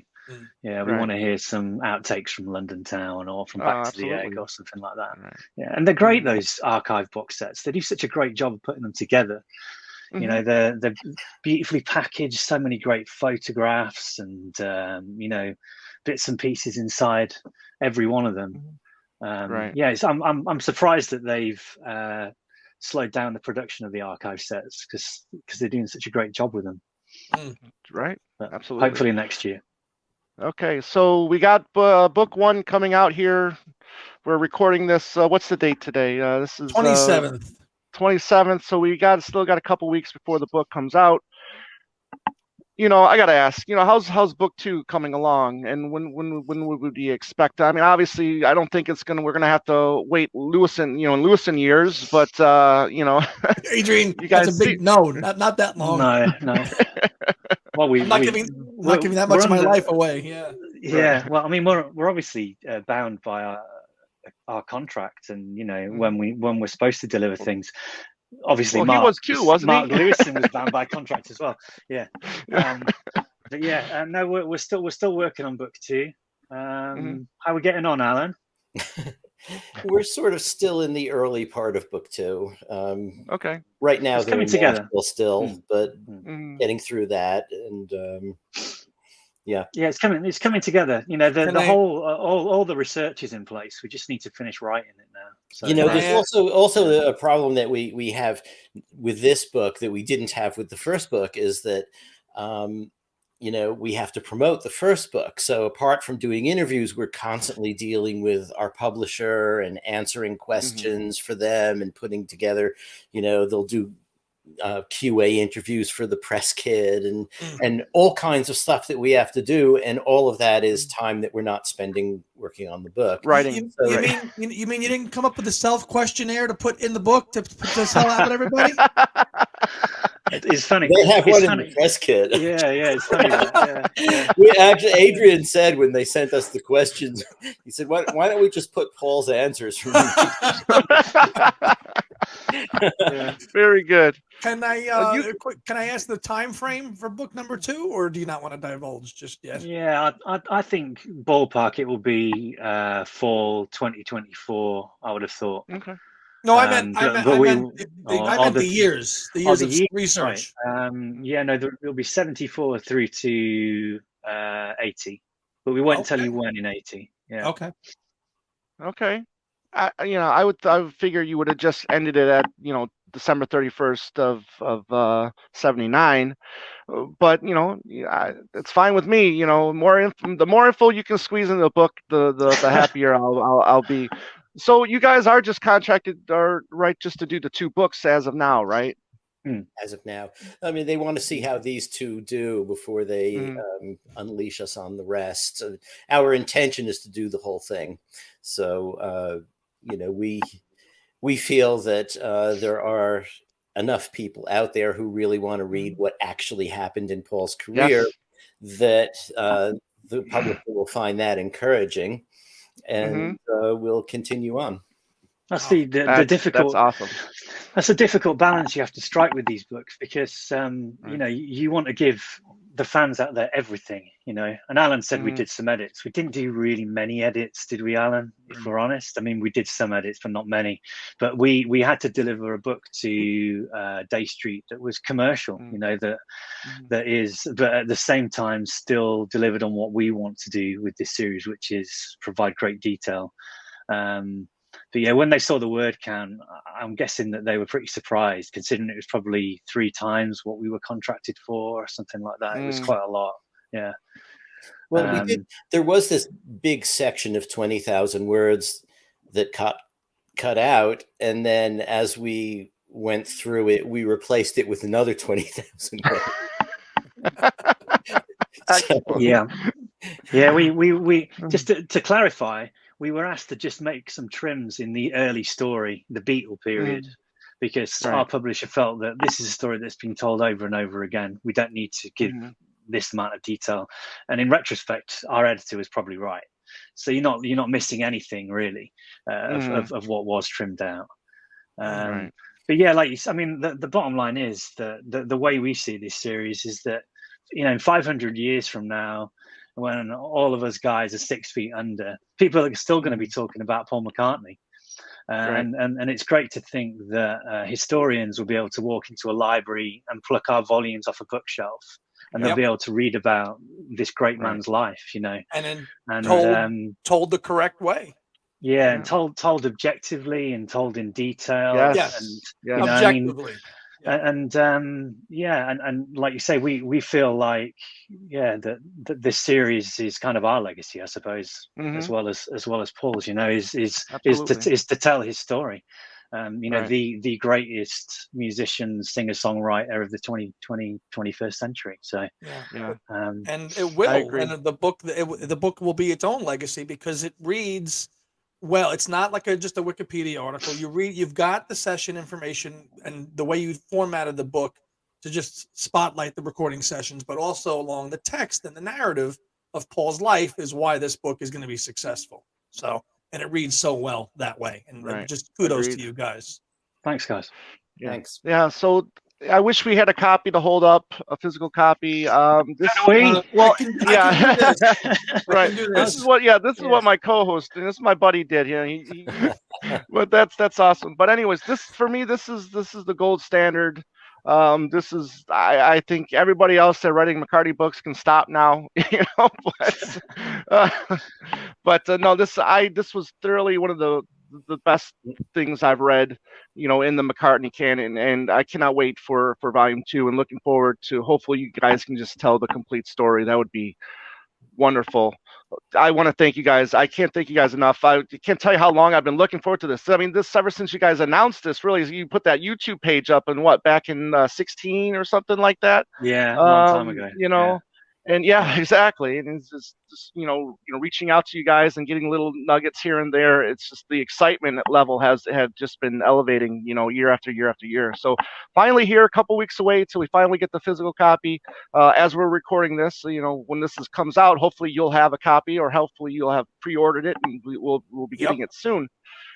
Allan, Adrian, thank you so much. This was real a treat. Quick. Let's just talk upcoming some press press launch. Oh, stuff. yes, that's you guys that Newark, right? Yeah, you guys will be appearing in Newark in a few weeks, correct?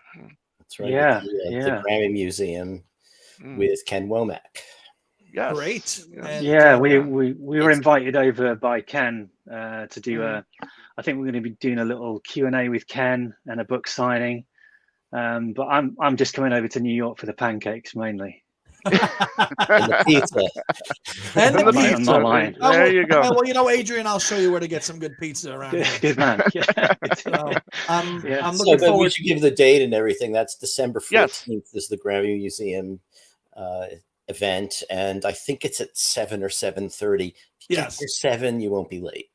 Yeah, and I will be there, and I'm looking forward to meeting you guys in the flesh. Great. Yeah, likewise, and having a chat.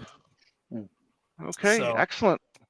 And there you have it, folks. Two of the best, you know, the two of the best that have really focused and written a work of art that is going to last for the test of time. And as you heard them say, there was never really a singular work focused with this much attention to detail to Paul McCartney's solo career, and they have delivered the goods, folks. Allan Kozinn and Adrian Sinclair are just two fine gentlemen that collaborated on this and have given us just a joy of a book. And as you heard them say, the second volume is already being worked on. So it'll be a lot quicker than tune in as well. So we had a blast talking to them. Yeah, we had a blast talking to them, and Tom, you did a good job organizing it. Yeah, Andy, it was a really amazing, going through this book. I know as we're recording this right now, you're still, going through it. I was able to finish it. I put my wife to the side and I said, "Look, I got." You're secondary right now. So I gotta finish this. Book comes first. No, I'm just kidding. But yeah, like you said, the attention to detail, a lot of the myth busting. We talked about a couple of them here in this interview. There's more. Again, live and let die stuff in there that they busted a myth on that one. So I'm hoping everybody it doesn't matter your level of fandom for this. It reads well, like you stated, Andy, in the interview. So, and it's a quick read, in my opinion. It's an easy read. It's not a Wikipedia entry of the book of sessions. It reads as a biography with attention to detail to the sessions. So when you guys see the book, they're like, when there's a recording session, they have it formatted. Okay, there was a recording session on this date, but you're reading about Paul's life. And as they explained in the interview, separating Paul's personal life from musical life was impossible to do. And when you read the McCartney Legacy, you'll understand why. Because everything that Paul went through personally with his wife and his kids and his family impacted what he did musically. And that's what comes through the book loud and clear. Good point. Yeah. So I hope you enjoyed the interview. Please let us know in the comments what you thought. Let us know if you're getting the book, if you got the book already, or if you pre-ordered the book already, and if you're looking forward to it. This was a great time with Adrian and Allan. So yes, it was. So you can find us at Two Legs Podcast on Facebook, Twitter, and Instagram. We're also on YouTube, obviously, as well. We're almost at 1,300 subs, actually, believe it or not. We're getting close to 1,300 subscribers. So make sure you subscribe to our channel as well. And we're on every audio platform as well for a traditional podcast as well. So that's going to do it for episode 188. We are getting closer to Chrissy. So enjoy the holiday season, and we'll see you next time. The holiday season. There we go. We'll see you next time, everybody. Thank you.